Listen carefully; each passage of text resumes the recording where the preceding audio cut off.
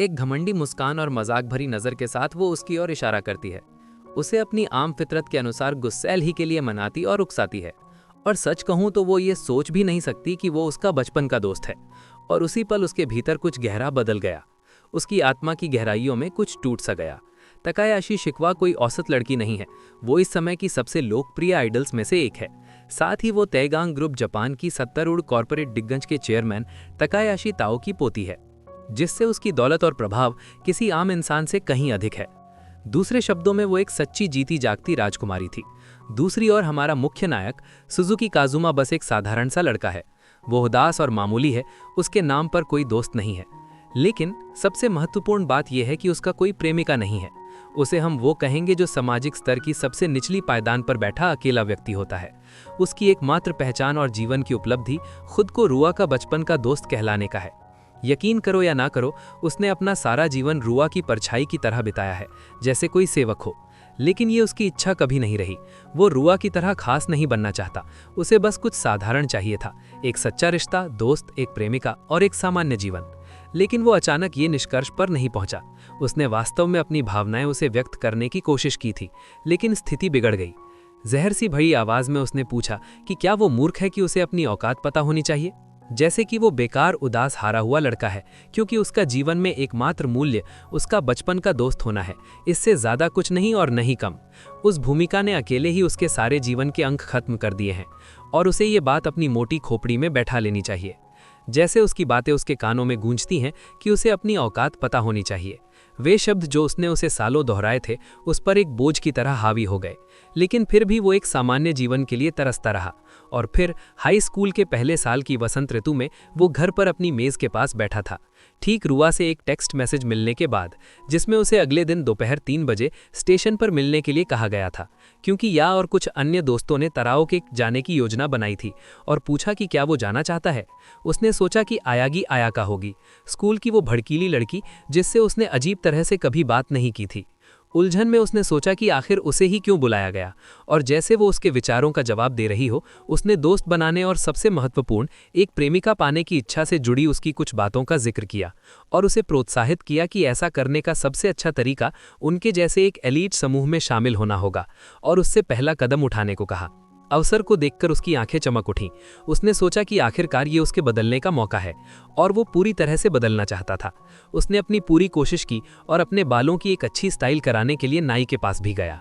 आखिरकार सच्चाई का पल आ गया, और जैसे ही उसने दरवाजे का हैंडल घुमाया, उसने सोचा कि एक नया वो बनने के लिए, आखिरकार बदलने के लिए कमरा हंसी से भर गया, क्योंकि उन्होंने उसके वास्तव में आने का मजाक उड़ाया। कितना गंदा था वो। उन्होंने उसके नए वेयर स्टाइल का भी मजाक उड़ाया और कहा कि उससे हेयर सैलून से निकले हुए की तरह गंदा रही है। साथ ही उसकी नई बनियान को भी निशाना बनाया, और इन सब के बीच रुआ सबसे जोर से हंस रही थी, मजाक में उनसे रुकने को कहते हुए, क्योंकि उसने वास्तव में पूरी कोशिश की थी। फिर भी उसकी दोस्त आया चुपचाप बैठी थी। नाग काजुमा खामोश खड़ा रहा। उसके मुंह से एक शब्द भी नहीं निकला, और जैसे ही वो पीछे की सारी हंसी की आवाज़ों को दूर करता है, उसे एहसास हुआ कि यह सब एक षड्यंत्र था। रुआ अपने पैरों पर खड़ी होती है और उससे पूछती है कि क्या हुआ, क्योंकि वो बस अजीब तरह से वहां खड़ा है। वो उसे हिम्मत देती है, उससे विनती करती है कि वो सबके सामने रो दे, क्योंकि उसने 10,000 येन की शर्त लगाई थी कि वो रोएगा। उसकी विनती को नज़रअंदाज करते हुए वो धीरे से फुसफुसाता है और उसे सिर्फ एक सवाल का जवाब देने को कहता है कि क्या उसने कुछ गलत किया था। वो पूरी तरह से जानना चाहता था कि आखिर उसने ऐसा क्या किया जो ये सब सहने लायक था। और उसकी शैतानी मुस्कान के साथ उसने जवाब दिया कि यह स्पष्ट है, सिर्फ इसलिए क्योंकि वो उसका गुलाम है, और उसे आगे बढ़कर एक अच्छा शो करने के लिए संघर्ष करने को कहती है। और फिर वो हुआ। आखिरकार उसने सच्चाई स्वीकार कर ली कि ये पूरे समय वो ये सोच भी नहीं सकती थी कि वो उसका बचपन का दोस्त है। काजुमा की आंखें फैल गईं। ऐसा लगा जैसे कुछ टूट गया हो, जैसे जंजीरें टूट रही हों। उसे आखिरकार एक बंधन के टूटने की आवाज़ सुनाई दी। ये उसके लिए आखिरी स्ट्रॉ था, और उन मदद और बेजान आंखों के साथ वो सीधे उसकी आंखों में देखता है और कहता है कि उसे भी ऐसा ही लगता है कि उन्हें रिश्ता तोड़ देना चाहिए। और वो यकीन नहीं कर पाई कि उसने अभी क्या सुना। गुस्से में उसने पूछा कि आखिर वो क्या कह रहा है। उस जैसे हारे हुए को उससे बात भी नहीं करनी चाहिए। लेकिन काजुमा सही था, क्योंकि शिकायत करने वाली तो वो थी। उसने एक बार फिर अपना हमला जारी रखा कि उसे उससे खिलवाड़ नहीं करना चाहिए, क्योंकि उसके विपरीत उसे उससे नफरत करने का हर अधिकार है।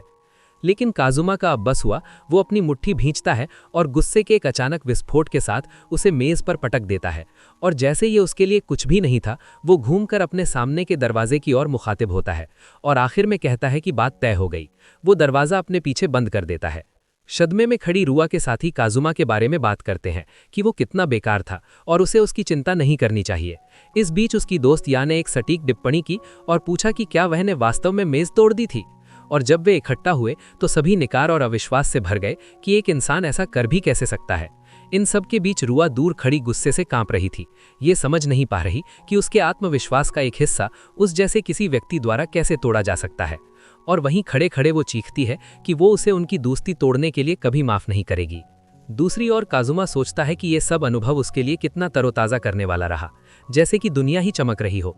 उसने सोचा कि आखिर उसने उसे इस तरह नियंत्रित क्यों करने दिया, क्योंकि वो एक इंसानी चूल्हे वाले राक्षस की गुलामी करने के बजाय अकेले ही हाई स्कूल का सामना करना पसंद करेगा। लेकिन आगे बढ़ने और अब उसकी परछाई में ना रहने का फैसला करके काजुमा को आखिरकार आज़ादी महसूस हुई। उसी रात हमें तकाई ग्रुप के पीछे की शक्ति तकायाशी ताओ की पहली झलक मिलती है और एक सख्त चेहरे के साथ वो अपने सामने के पन्नों को देखता है। लेकिन ये सब बदल जाता है जब रुआ उसे आवाज़ देती है और उसका पूरा मूड हल्का हो जाता है। वो आगे बताती है कि आज काजुमा ने उसके साथ बुरा व्यवहार किया है क्योंकि उसने उनकी दोस्ती तोड़ने की धमकी दी है। लेकिन उसके बयान ने कमरे में खड़ी एक खूबसूरत महिला का ध्यान खींचा। वो रुआ की चचेरी बहन किकुरु तकायाशी के अविश्वास के साथ मुड़ती है और पूछती है कि क्या उसने जो कहा वो सच है। रुआ उसके संदेह की पुष्टि करते हुए दोहराती है कि वो खुद यकीन नहीं कर पा रही है क्योंकि उसने कभी नहीं सोचा था कि काजुमा उसका विरोध करेगा। फिर भी पूरी तरह आश्वस्त नहीं होने पर उसकी चचेरी बहन के कहती है कि शायद उसने ही कुछ बुरा कहा होगा। रुआ बेझिझक स्वीकार करती है कि उसने उसे अपना गुलाम कहा था और हाँ, शायद उसने ये भी कहा कि उसका बचपन का दोस्त होना सबसे बुरा है। लेकिन उन्हें पहले से ही अंदाजा था कि ऐसा ही हुआ होगा, क्योंकि ऐसा सुनने के बाद नाराज होना स्वाभाविक है। लेकिन रुआ अपनी बात पर अड़ी रहती है और जोर देती है कि वो सिर्फ उसे चिढ़ा रही थी। ईर्ष्या सतह पर आती है जब वो कबूल करती है कि उसे काजुमा को दोस्त बनाने और प्रेमिका की तलाश करते देखना बहुत गुस्सा दिलाता है, क्योंकि ये पूरा विचार उसे बेतुका लगता है।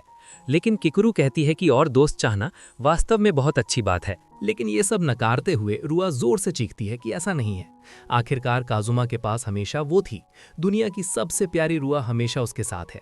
फिर भी उसका किसी और लड़की के करीब जाने का ख्याल ही अविश्वसनीय है और इस वजह से वो मानती है कि उसे चिल्लाना स्वाभाविक है, क्योंकि पूरी दुनिया में सिर्फ वही है जो उसे सबसे अच्छी तरह समझती है, क्योंकि सुनो वो उसे प्यार करती है। और दादा को बस यही सुनने की ज़रूरत थी कि वो पक्ष बदल लें और दावा करें कि ये वास्तव में काजुमा की गलती है। लेकिन लगता है कि किकुरो अकेली थी जो मानती थी कि रुआ गलत थी और उसे माफ़ी मांगने के लिए कहा।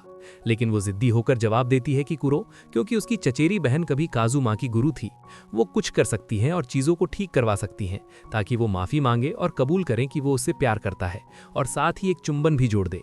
किकुरो ये सुनकर हैरान रह गई कि वो कितनी बुरी है और अपना ध्यान अपने चाचा की ओर लगाती है।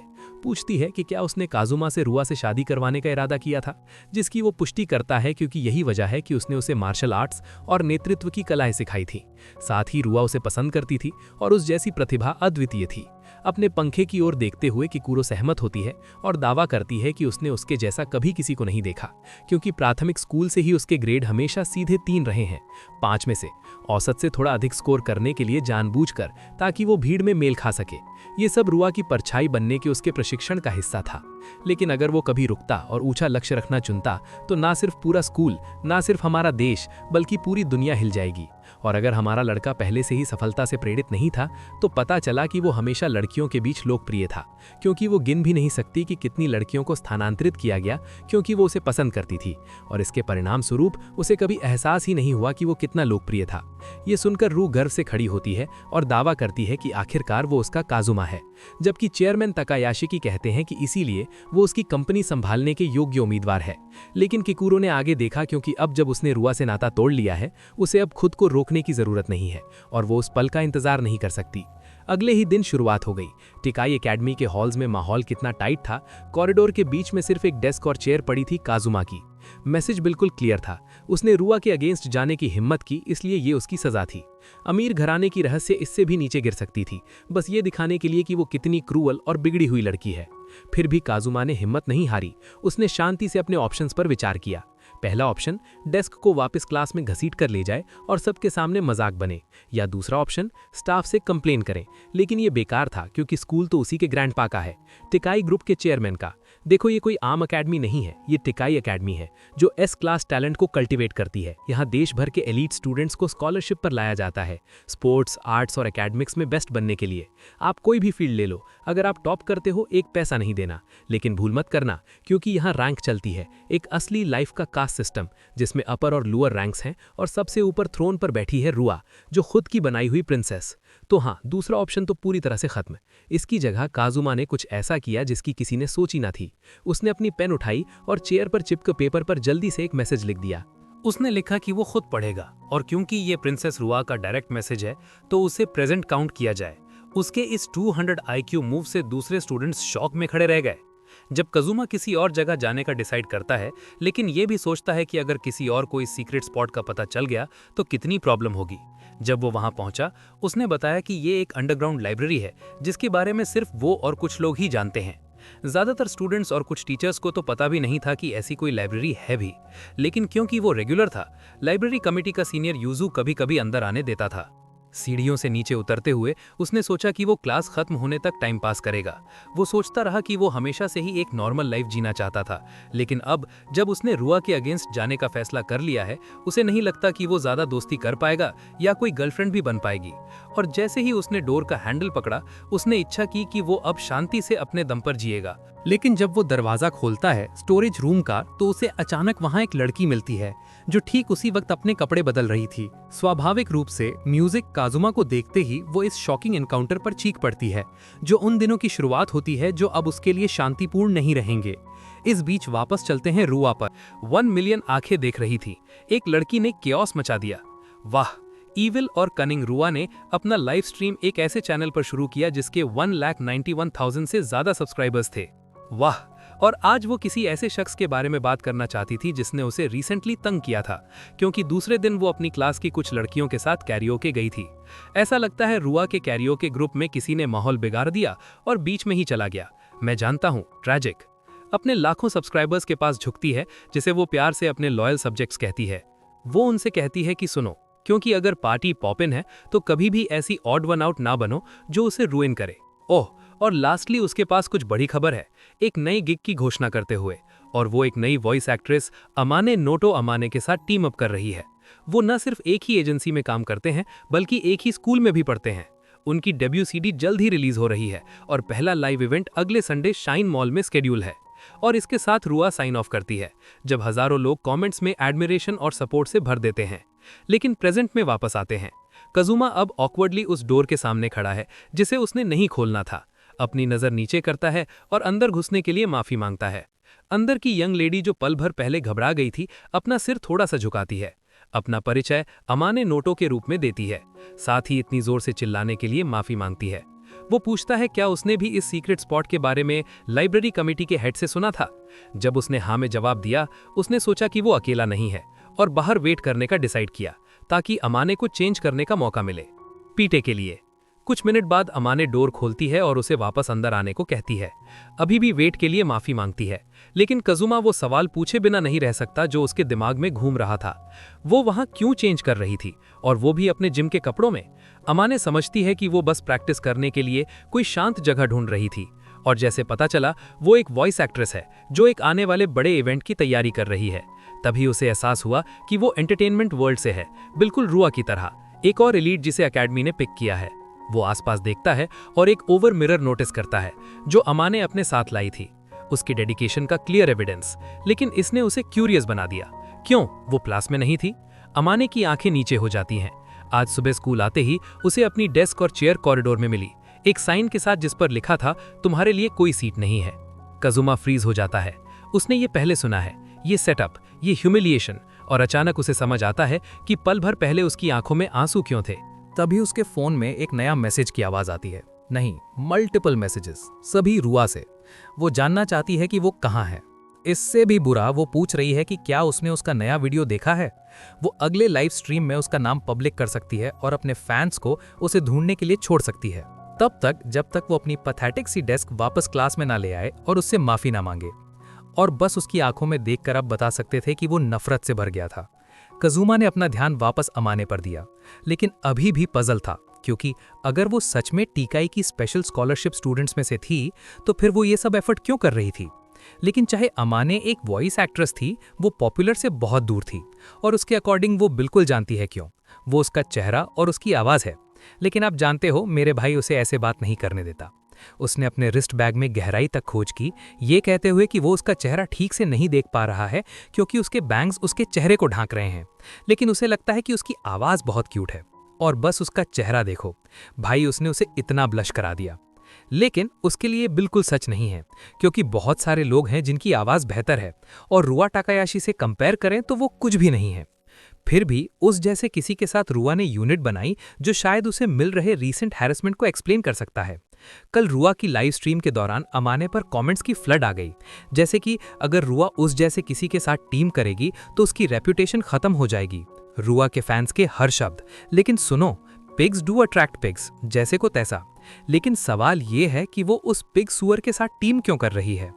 और वो विश्वास नहीं कर पा रही थी कि उसने क्या सुना, उसे चेतावनी देते हुए कि वो उसे ऐसे नहीं कह सकता, क्योंकि अगर किसी ने उसे स्कूल में रुआ को बुरा भला कहते सुन लिया तो बुरा होगा। लेकिन क्योंकि सिर्फ वो दो हैं, ब्रू अपने इंट्रूसिव थॉट्स को रन वाइल्ड करने देता है। अमाने कन्फेस करती है कि ये उसका फैसला नहीं था, बल्कि एजेंसी का था, क्योंकि उसे प्लेन और ग्लूमी समझा जाता है।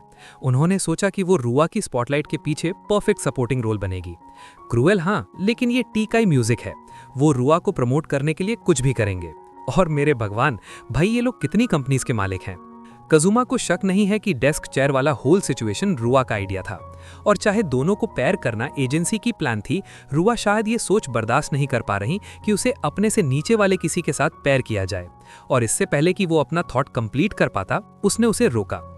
वो उसकी बैकग्राउंड सपोर्ट एक्सेप्ट करती है, क्योंकि ये एक रेयर चांस है जो उसे मिला है, तो कम से कम वो किसी और को डाउन नहीं करना चाहती, बल्कि वो अपना बेस्ट देना चाहती है। और उसके शब्दों ने मेरे भाई को अंदर तक हिलाकर रख दिया। क्या यही रीजन है कि वो लाइब्रेरी में प्रैक्टिस करने आती है? और जब उसने हाँ कही, वो खुद को मुस्कुराते हुए नहीं रुक सका, ये एडमायर करते हुए कि वो कितनी कूल लग रही थी। और इसके साथ वो कहता है कि वो उसका साथ देना चाहेगा, लेकिन कंप्लीटली ऑनेस्ट होना तो वह सिर्फ एक कंप्लीट एमेच्योर के पर्सपेक्टिव से फीडबैक ही दे सकता है, और पूछता है क्या ये उसके लिए ठीक है। इससे पहले कि वो खत्म कर पाता, अमाने की आंखें चमक उठी। उसने जेंटली उसका हाथ पकड़ा और मुस्कुरा दी। कहती है कि अब से वो उस पर भरोसा करेगी। और एक पल के लिए उसे इतना पास से देखते हुए काजुमा ने कुछ रियलाइज किया, ये लड़की उस रुआ नाम की सुअर से कहीं ज्यादा प्यारी है। उम्मीद तो उसे कब की छोड़ देनी चाहिए थी। वक्त खूब गुजर गया और उन्हें पता भी नहीं चला कि दोपहर का खाना का वक्त हो गया। अमाने सुबह से लिए बिना रुके अभ्यास कर रहा था। कवाको को चिंता होने लगी कि कहीं उसमें पानी की कमी ना हो जाए, कि अचानक कॉरिडोर से एक बेकार आवाज आई जिसने उसका नाम पुकारा, और उसके पीछे कोई और नहीं, खुद वो दयन रुआ थी। ये सारा वक्त कहाँ था वो? और सिर्फ उसे देखकर ही समझ आ रहा था, भाई बिल्कुल भी यहाँ नहीं रहना चाहता। उसके ताने लगाए जा रही। जब उसने काजुमा से पूछा कि वह उसे नज़रअंदाज क्यों कर रहा है, उसने तो ये भी नोटिस कर लिया कि उसने उसे मैसेंजर पर ब्लॉक कर दिया था। लेकिन फिर अपने आप ही अपने ख्यालों में खोए उसे लगा शायद वो सीधे आंखें देख नहीं पा रहा क्योंकि वो कितनी खूबसूरत है। लेकिन भाई तो सीधा उन्हें पार करके आगे निकल गया, जैसे मेरा बाप मेरी जिंदगी से निकल गया। और तभी उस आदमी ने उसका कंधा पकड़ा और पूछा कि ये चुपचाप क्या चल रही है। और काजुमा को बस एक नज़र डालने की ज़रूरत पड़ी उस आदमी का पूरा कैरेक्टर समझने के लिए, जैसे वो बैटमैन हो। उसकी वजह से अब हमें पता चला कि उस आदमी का नाम असानो है, और वह बेसबॉल क्लब का उम्मीदवार स्कॉलरशिप स्टूडेंट है। और वह भाई भी कोई आम आदमी नहीं है जो रुआ के आसपास घूम रहा है अभ्यास की जगह। साला उसको तो अमाने से सीखना चाहिए, लेकिन उसे ज़्यादा देर तक देखना भाई को गुस्सा दिला रहा था, खासकर क्योंकि वह कुछ बोल भी नहीं रहा था। इसलिए उसने अपना मुट्ठी खींचा और उसको मारने को तैयार हो गया। उसमें तो जैसे उलट तरह इंस्टिंक्ट था। वो आदमी सोच भी नहीं पाया कि उसकी पंच हवा में गई, लेकिन कोमो उसे एक सॉलिड पंच मारने वाला था। वो मौत के आंखें में आंखें डालकर देख रहा था, लेकिन वो इतना हैरान था कि वो उसके पीछे कब पहुंच गया। और अब वो एक क्लाउन की तरह लग रहा था, क्योंकि उसकी पंच मिस हो गई। लोग सोच रहे थे क्या वो कमजोर है, और फिर कसामो भी कुछ मजा लेना चाहता था। उसने पूछा क्या तू आउट ऑफ शेप है क्या? और जैसे ही वह फिर से कोशिश करने वाला था, रुआ ने उसे रोक दिया, क्योंकि काजुमा के साथ खेलने का हक सिर्फ उसे है, और कोई भी उसको तभी हाथ लगा सकता है जब वो इजाजत दे, वरना किसी को भी उसको छूने तक की इजाजत नहीं है। और उस आदमी को अपनी औकात में रहना चाहिए। और फिर कॉरिडोर पूरी तरह से खामोश हो गया। काजुमा ने आखिरकार पहली बार उसे देखा और साफ दिख रहा था कि वो पूरे दिन इसी का इंतजार कर रही थी। लेकिन उसकी उम्मीद के विपरीत उसने उससे सवाल किया, क्या तू वाकई सोचती है कि तूने आज कुछ बहुत कूल किया? बल्कि उसने खुद बात साफ करते हुए घोषणा कर दी कि उसे कोई तंग नहीं कर सकता, चाहे वह कोई भी क्यों ना हो। वह चाहता है कि लोग उसे अकेले छोड़ दें। रुआ घुटनों के बल गिर गई, आंखें चमक उठी, दिल धड़कने लगा। वो खो गई। वो लाइन, वो आत्मविश्वास, उसे ऐसा लगा जैसे क्यूपिड ने बजूका से उसका दिल चीर दिया हो। एक पूरे हफ्ते गुजर गए और सबसे अच्छी लड़की अमाने लगता है कि बहुत मेहनत कर रही है, लेकिन अभ्यास के दौरान वो इतनी तेज घूमी कि गिरने ही वाली थी तभी काजुमा वहां आया और उसे फ्लोर पर गिरने से पहले ही पकड़ लिया। उसने माफी मांगी क्योंकि वह बार बार गिर रही है, लेकिन उसे धैर्य दिया कि उसे चिंता करने की जरूरत नहीं है, क्योंकि वो नहीं चाहता कि वह असली परफॉर्मेंस से पहले चोट खाए। हैरान रह गई अमाने। वह सोच ही नहीं पा रही थी कि काजुमा कितने अमेजिंग है। वह रूम के दूसरे एंड हो सकता है, लेकिन जैसे ही वह गिरेगी वो वहां पकड़ने के लिए पहुंच जाता है। लेकिन भाई ऐसे बिहेव कर रहा है जैसे कुछ हुआ ही नहीं, जैसे वो रियल लाइफ का ब्रूस वेन नहीं है। लेकिन उसके लिए ऐसा बिल्कुल भी नहीं था, क्योंकि उस दिन के बाद से वह हमेशा उस पर नजर रखे हुए है और उसे प्रोत्साहित कर रहा है। उसे इसका एहसास तक नहीं कि इसने उसकी कितनी मदद की है, और एक बार फिर वह उसे शुक्रिया कहना चाहती थी। और उसके चेहरे को देखकर साफ पता चल रहा था आज तक किसी ने उसे ऐसी बात नहीं कही थी। फिर भी उसने ये मना करने की कोशिश की। कुछ हुआ ही नहीं हो। उसने अपना ध्यान वापस उसकी परफॉर्मेंस पर लगाया। क्या बेहतर नहीं होगा कि वो सेंटर स्टेज की तरफ वापस चलकर जाए, बजाय एक स्पिन मारे? क्योंकि ऐसा लगता है कि जब भी वो ऐसा करती है उसका बैलेंस बिगड़ जाता है, लेकिन उसके लिए ऐसा करने से अच्छा नहीं लगेगा। इसलिए कोमा ने सलाह दिया कि एक ही मूव में वापस कूद जाए, क्योंकि अगर वो अपने घुटनों की ताकत का इस्तेमाल करेगी तो वो आसानी से हवा में फ्लिप कर लेगी। और ये भाई, क्या तू बैक फ्लिप दिखाकर उसे इम्प्रेस कर रहा है? क्या कर रहा है यार? ऐसा कुछ देख, ऐसा कुछ भाई, तू बैठ जा। और जाहिर है ऐसी चीज उसके लिए नामुमकिन है। लेकिन सबसे जरूरी बात, वो क्या था? और वो सही कह रही है, आम लोग ऐसा नहीं कर सकते। वैसे भाई के ग्रेड्स भी जरूर टॉप के होंगे, लेकिन ऐसा बिल्कुल भी नहीं है, क्योंकि जब से वो एलिमेंट्री स्कूल में था वो हमेशा बस एवरेज से थोड़ा बेहतर ही स्कोर करता आया है। लेकिन बात को फिर से बदलते हुए काजुमा ने सोचा कि उसकी पोस्चर थोड़ी ऑफ लग रही है, लेकिन कितनी भी कोशिश कर ले वो अपने स्लाउच को कभी ठीक नहीं कर पाए। और जैसे हमेशा भाई अपने दिमाग का अच्छा इस्तेमाल कर रहा है, उसने कहा कि शायद उसे अपने उसी स्लाउच का फायदा उठाना चाहिए, किसी प्यारी चीज की नकल करना चाहिए, जैसे बिल्ली की तरह जो पर कर रही हो। और वो मान गई। उसे वो सारी सही पोज और एंगल्स देकर, और वो इतनी प्यारी लग रही थी कि वो संभल ही नहीं पा रहा था। और ऐसा लग रहा है कि आखिरकार उसे समझ आ गया।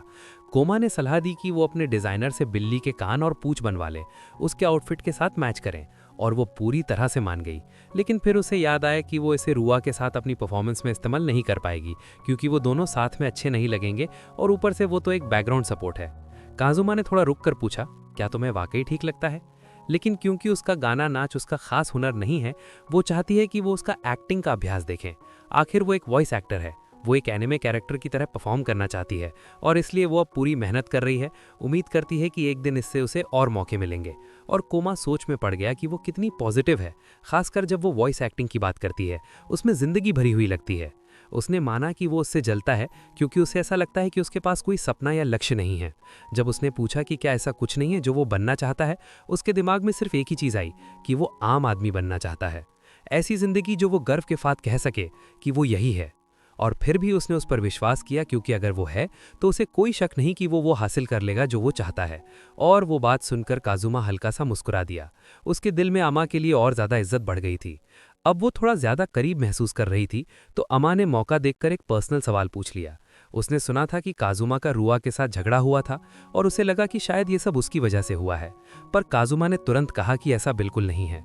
उसने बोला कि वो दोनों बचपन के दोस्त थे, और शायद वो उसके लिए मुश्किल खड़ी कर रही है। पर काजुमा ने साफ कह दिया कि वो अब उसे अपनी चाइल्डहुड फ्रेंड नहीं मानता। ये सुनकर अमा के दिल में कुछ हिल गया। उसने खुद को संभाला और हिम्मत करके कुछ कहने वाली थी, लेकिन तभी एकदम से विच खुद आ गई। रुआ ने सीन पर एंट्री मारी और चिल्लाते हुए पूछा, तुम दोनों इतनी छोटी जगह में क्या कर रहे हो? फिर तो बस हंगामा शुरू हो गया, क्योंकि रुआ लाइब्रेरी में घुस गई थी। उसने सुना था कि काजुमा यहाँ है। ये एक्सपेक्ट नहीं किया था कि वह किसी के साथ होगा। वो चिल्लाए, ये क्या बकवास है? ये चीट सी वॉइस एक्ट्रेस के साथ क्या कर रहे हो? ये तो मेरे आसपास आने लायक भी नहीं। फिर तो रुआ ने अमाने को इंसल्ट करना शुरू कर दिया, उसे ट्रैश और स्टूपिड तक कह दिया। उसके दिमाग में सब क्लियर हो गया। तो इसलिए काजुमा स्कूल के बाद छुप के जाता था। ये सब उस लड़की के चक्कर में था। ये सोचकर उसके आंसू निकल आए। पर भाई कौन बताए उसको? हम क्यों केयर करें? अब रुआ ने कहा कि काजुमा को उसके साथ होना चाहिए, किसी और के नहीं। अमाने ने माहौल शांत करने की कोशिश की और पूरी गलती अपने सर ले ली। काजुमा तो सिर्फ मेरी हेल्प कर रहा था। लेकिन जैसे ही अमाने ने उसका पहला नाम लिया, रुआ का खून हिल गया। वो सीधा अमाने के पास आई, उसके कॉलर को पकड़कर खींच लिया। किसने तुझे उसका फर्स्ट नेम लेने की परमिशन दी? उसे सुजुकी बुला। तेरा उसके करीब आना 1000 साल दूर की बात है। और तो और रुआ ने उसके बाल के नीचे देखा और बोला, पता नहीं इन बैंक्स के नीचे कितनी अगली होगी। लेकिन जब अमाने ने अपना चेहरा उठाया, रुआ लिटरली शॉक हो गई। भाई ये क्या? ये तो इतनी क्यूट है। उसके मुंह से निकल गया। फिर वो कहने लगी, क्या तूने काजुमा को ये चेहरा दिखाया है? और तुरंत पता नहीं कहां से डक्ट टेप निकालकर उसके बाल चिपका दिए। काजुमा ने गुस्सा कर बोला, बस करो रुआ, तुम दोनों एक ही ग्रुप का हिस्सा हो, याद है? पर रुआ बोली, हाँ, पर वो सिर्फ सपोर्टिंग रोल है, मैं जिसे चाहूं ट्रीट कर सकती हूँ। पर काजुमा ने कहा, वो लड़की हर दिन मेहनत कर रही है ताकि तुम्हारे बराबर आ सके, तुम्हें उसे नीचा नहीं दिखाना चाहिए। रुआ को समझ नहीं आया कि काजुमा अमाने की साइड क्यों ले रहा है। हम तो चाइल्डहुड फ्रेंड्स हैं ना। काजुमा ने फिर कहा, मैं तो पहले ही कह चुका हूँ, हम अब दोस्त नहीं हैं। ये सुनकर रुआ थमा हिल गई। उसने डरे हुए पूछा, तू अब भी उस दिन की बात पर गुस्सा है क्या? वो तो मजाक था। काजुमा ने ठंडा सा जवाब दिया, मजाक? तुमने तो लोगों को ट्रॉमेटाइज कर दिया। तुम्हें समझना चाहिए कि क्या ठीक है और क्या नहीं। उसकी बातें रुआ के दिल को छेड़ गईं। वो लिटरली कांपने लगी और काजुमा बिना पीछे देखे अमाने के साथ वहां से निकल गया। रुआ छिपकर बोली, मैं अमाने से ज्यादा क्यूट हूं, मैं हार नहीं मानूंगी किसी ट्रैश टियर वॉइस एक्ट्रेस से। बाहर अमाने ने निगाह नीचे करते हुए कहा, शायद ये सब मेरी वजह से हुआ। काजुमा ने उसे तसल्ली दी, नहीं, एक्चुअली मुझे एक आइडिया मिला है, हम रुआ को उसके खुद के प्राइड से हरा सकते हैं। उसने उस प्लान का नाम रखा अमाने डांस ऑपरेशन। काजुमा ने एक कन्वीनियंस स्टोर से अमाने के लिए एक cute black cat ear pin खरीदी और बोला, क्या तुम्हारा यूट्यूब चैनल है? अगर हो तो ये पिन पहनकर अपना कैट डांस अपलोड करना, लोगों का ध्यान जरूर जाएगा। अमाने बोली, मेरे पास तो सिर्फ कुछ सब्सक्राइबर्स हैं, कौन देखेगा? काजुमा मुस्कुराया, बस मुझ पर भरोसा रखो। उसकी कॉन्फिडेंस देखकर अमाने शांत हो गई और हाँ कर दी।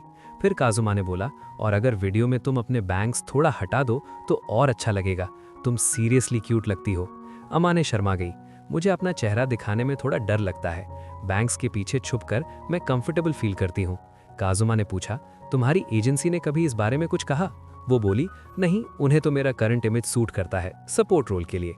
काजुमा समझ गया कि इंडस्ट्री का सिस्टम ही ऐसा है, टैलेंटेड लोगों को नीचा दिखाने वाला। अमाने ये बात बिल्कुल कैजुअली कही, लेकिन काजुमा अपनी नफरत छुपा नहीं पाया। उसके दिमाग में आया, शोबिज सच में कितना गंदा होता है। पर अमाने के लिए ये सब नॉर्मल था, क्योंकि एजेंसी रुआ के ग्रैंडफादर की ही तो थी, तो नेचुरली वो रुआ को ही फेवर करते हैं। और जब बात पॉपुलैरिटी और ब्यूटी की आती है, अमाने सोचती है कि रुआ उससे कहीं ज्यादा सुपीरियर है। इसी वजह से उसके दिमाग में डाउट आता है, क्या उसके जैसे किसी को रुआ जैसी पावरफुल लड़की से कम्पीट करना चाहिए? ये सुनकर काजुमा को सब समझ आ गया। अमाने का सेल्फ कॉन्फिडेंस प्रॉब्लम नहीं था, बल्कि उसका एनवायरनमेंट ही ऐसा था। एक ऐसी इंडस्ट्री जहां कोई स्टैंड आउट करने की कोशिश करे तो सब मिलकर उसे नीचा दिखाते हैं, चाहे स्कूल हो या शोबिज। अमाने हमेशा ऐसे लोगों से घिरी रही जो अपनी पोजीशन बचाने के लिए दूसरों को दबा देते हैं। अब समझ आया उसका कॉन्फिडेंस इतना लो क्यों है। उसने काजुमा को उसके लास्ट नेम से बुलाया और पूछा, क्या वो रुआ का चाइल्डहुड फ्रेंड था? और उसने नोट किया कि रुआ यूजू काफी पसंद करती है। पर काजुमा के लिए ये सब सिर्फ इरिटेट करने वाला था। फिर भी उसने अमाने से कहा कि वह उसे काजुमा बुला सकती है। अमाने के चेहरे पर एक ब्राइट स्माइल आ गई। उसने कहा कि अगर काजुमा भी उसे अमाने बुलाए तो उसे बहुत खुशी होगी। और भाई, काजुमा ने बिना सोचे हाँ कर दिया। अब अमाने ब्लश कर रही थी, खुद ही तो बोला था, अब शर्मा रही है। फिर अमाने ने डिटर्मिनेशन से कहा कि वो अपकमिंग वीडियो शूट में अपना बेस्ट देगी। और देखते ही देखते वीडियो अपलोड हो गया। एक चीयरफुल अमाने अपना इंट्रो देती है, मैं हूं अमाने, वॉइस एक्ट्रेस परफॉर्मिंग दी अमाने डांस। उसके चैनल पर सिर्फ 41 सब्सक्राइबर्स थे। फिर वो डांस करती है। वीडियो के एंड में थोड़ा सांस लेती हुई अमाने कैमरे के पास आती है और कहती है कि वह संडे को लाइव परफॉर्म करेगी और सबसे रिक्वेस्ट करती है कि सब्सक्राइब करें। काजुमा अपने फोन से देखकर सोचता है कितनी क्यूट लग रही है, लेकिन उसने देखा कि कुछ हेट कमेंट्स भी आए हैं रुआ के फैंस की तरफ से। फिर क्यूरियोसिटी में उसने रुआ का चैनल चेक किया, इन्फॉर्मेशन गैदर करने के लिए ऑब्वियसली। और ये लड़की तो लिटरली मेल्ट डाउन कर रही थी, हर नाम ले रही थी, बस काजुमा का नहीं। पिछली बार के थ्रेड्स ब्लफ निकले, फिर भी रुआ के 1.1 मिलियन सब्सक्राइबर्स हो गए थे, लेकिन वो अपने ऑब्सेशन में पागल हो रही थी कि काजुमा उसकी तरफ देखता क्यों नहीं। फिर वो एक्ट खत्म करती है फेक स्माइल के साथ। ये सब एक्टिंग थी, इमोशनल एक्सप्रेशन प्रैक्टिस कर रही थी। काजुमा सोचता है, ये मैंने अभी क्या देख लिया, लेकिन अब वो और ज़्यादा डिटर्मिन्ड था। अगर रुआ ऐसे गेम खेलना चाहती है तो उसे बिना रुके हरा देगा।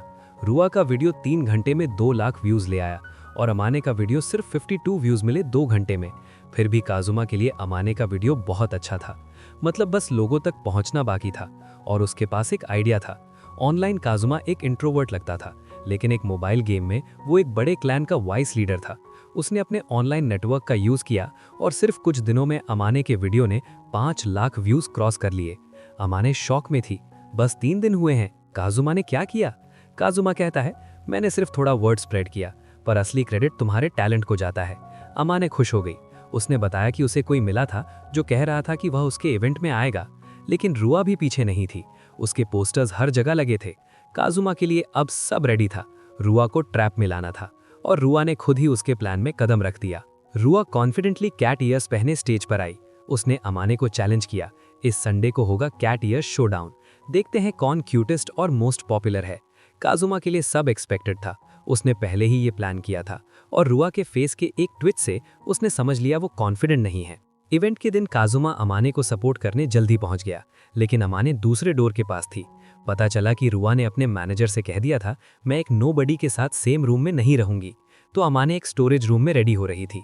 काजुमा ने उसे एनकरेज किया, शो टाइम होने वाला है, तुम ये कर सकती हो। अमाने ने पूछा, तुम मेरे लिए इतना सब क्यों कर रहे हो? काजुमा ने कहा, हमारे स्कूल में स्कॉलरशिप स्टूडेंट्स को ही सब कुछ मिलता है। अगर तुम जैसी कोई शाइन करे तो सिस्टम हिल जाएगा। और ऑनेस्टली जब से मैंने देखा तुम कितनी मेहनत करती हो, मुझे तुम्हें चीयर करने का मन हुआ। फिर उसने बैग से कस्टम मेड कैट ईयर्स निकाले। ये मैंने तुम्हारे लिए बनाए हैं। अमाने ने खुशी से कहा, बहुत अच्छा लगा। काजुमा ने उसके बाल साइड में करके कैट ईयर्स लगाए। ऐसे पहनो, तुम पर परफेक्ट लगेगा। लग रहे हैं अमाने का फेस लाल पड़ गया, बोल ही नहीं पाई। फिर नॉक हुआ, अमाने तुम्हारा नंबर आ गया। काजुमा ने अपना हाथ बढ़ाया, जाओ सबका दिल जीत लो। अमाने ने उसका हाथ पकड़ा और स्टेज की तरफ दौड़ गई, रेडी टू शाइन। फिर रुआ ने स्टेज पर आकर ऑडियंस का वेलकम किया। सब एक्साइटेड थे, स्पेशली जब उन्होंने रुआ को कैट ईयर्स में देखा। वो अनाउंस करती है अपना new unit princess royal and the happy servant. फिर इंट्रोड्यूस करती है अपनी पार्टनर को, मिनाटो अमाने। मनाने के इंट्रोडक्शन पर क्राउड से आवाजें आईं, कितनी क्यूट लग रही है। रुआ के लिए ये शॉकिंग था, बस बैंक साइड करने से इतना फर्क। परफॉर्मेंस स्टार्ट होती है। सॉन्ग क्यूट ड्रीमर्स और क्राउड अमाने के टैलेंट पे फिदा हो गया। लोग कह रहे थे, कौन है ये लड़की, रुआ से ज्यादा क्यूट लग रही है। फिर स्नाइपर बॉस में इनके पास से गया, लेकिन अमाने ने ऊपर से देखा कि रुआ तो पहले ही हार गई। लेकिन अमाने ने हर मूव परफेक्शन से किया था। प्रैक्टिस और पैशन दोनों दिख रहे थे। परफॉर्मेंस के दौरान काजुमा ने देखा कुछ मेन इन ब्लैक सूट स्टेज के पीछे जा रहे हैं। उसने फॉलो किया और पता चला कि वो रुआ के फैमिली सिक्योरिटी के लोग हैं। उनका प्लान था, अगर अमानियो ने डिलीवर नहीं किया तो उसे जबरदस्ती हटा देना। काजुमा ने तुरंत एक्शन लिया, एक स्ट्राइक में सबको गिरा दिया और स्टेज के पास लौट आया। अमाने अब चमक रही थी, सब उसके टैलेंट से इंप्रेस थे। काजुमा ने चिल्लाकर कहा, तुम कर सकती हो। अमाने ने स्माइल के साथ और कॉन्फिडेंट परफॉर्म किया। रुआ घबरा गई, एक गलत स्टेप लिया और स्टेज पर गिर गई। सब क्या हार गए? रुआ के फॉल के बारे में बात कर रहे थे। मीडिया ने रुआ को कवर किया, पर अमाने का नाम छुपाया गया। लेकिन सोशल मीडिया ने सच दिखाया। रुआ की मीम्स वायरल हो गई और अमाने ट्रेंडिंग में आ गई। काजुमा खुश था। अमाने को फाइनली वो रिकग्निशन मिल गई जो वो डिजर्व करती थी। अब अमाने का स्टार और भी ऊपर जाएगा और काजुमा जानता था कि उसकी अपनी मौजूदगी रुआ के लिए एक ऑब्स्टिकल बनेगी। इसलिए उसने डिसाइड किया कि वो अब कुछ दिन बैकग्राउंड में रहेगा, चुपचाप अमाने की सक्सेस देखेगा। लेकिन जैसे ही वो जाने लगा, अमाने की आवाज़ ने उसे रोक लिया। वो भीड़ में से रास्ते बनाती उसके पास आई, झुकती हुई गुड मॉर्निंग बोली। सांस संभालते ही उसने पूछा, क्या स्कूल के बाद वो फिर से उसके साथ प्रैक्टिस करेगा? काजुमा हैरान हुआ। इवेंट तो खत्म हो गया था, लेकिन अमाने ने बताया कि उसे एक नए एनिमे ऑडिशन का कॉल आया है। एक अलग एजेंसी ने उसे कांटेक्ट किया है और वो रुआ की एजेंसी छोड़ के अपना सपना वॉइस एक्ट्रेस बनने का परस्यू करना चाहती है। और इस बार वो चाहती है काजुमा उसके साथ हो। जैसे ही वो कुछ बोलने जा रहा था, अमाने ने अपनी उंगली उसके लिप्स पर रखी। मुझे अमाने मत बुलाना, अब सिर्फ तुम मुझे अमाने बुला सकते हो। हॉलवे में सबकी फुसफुसाहट बंद हो गई। रुआ ने ये सब देखा और गुस्से से चिल्लाई, उसने मेरे आदमी के साथ ऐसा कैसे किया? काजुमा ने देखा अमाने अब सच में बदल गई थी। शायद उसकी गलती थी, कॉन्फिडेंस तो उसी ने दिया था। और जब अमा झुककर पूछी, तुम जिम्मेदारी लोगे ना? रुआ बेहोश हो गई।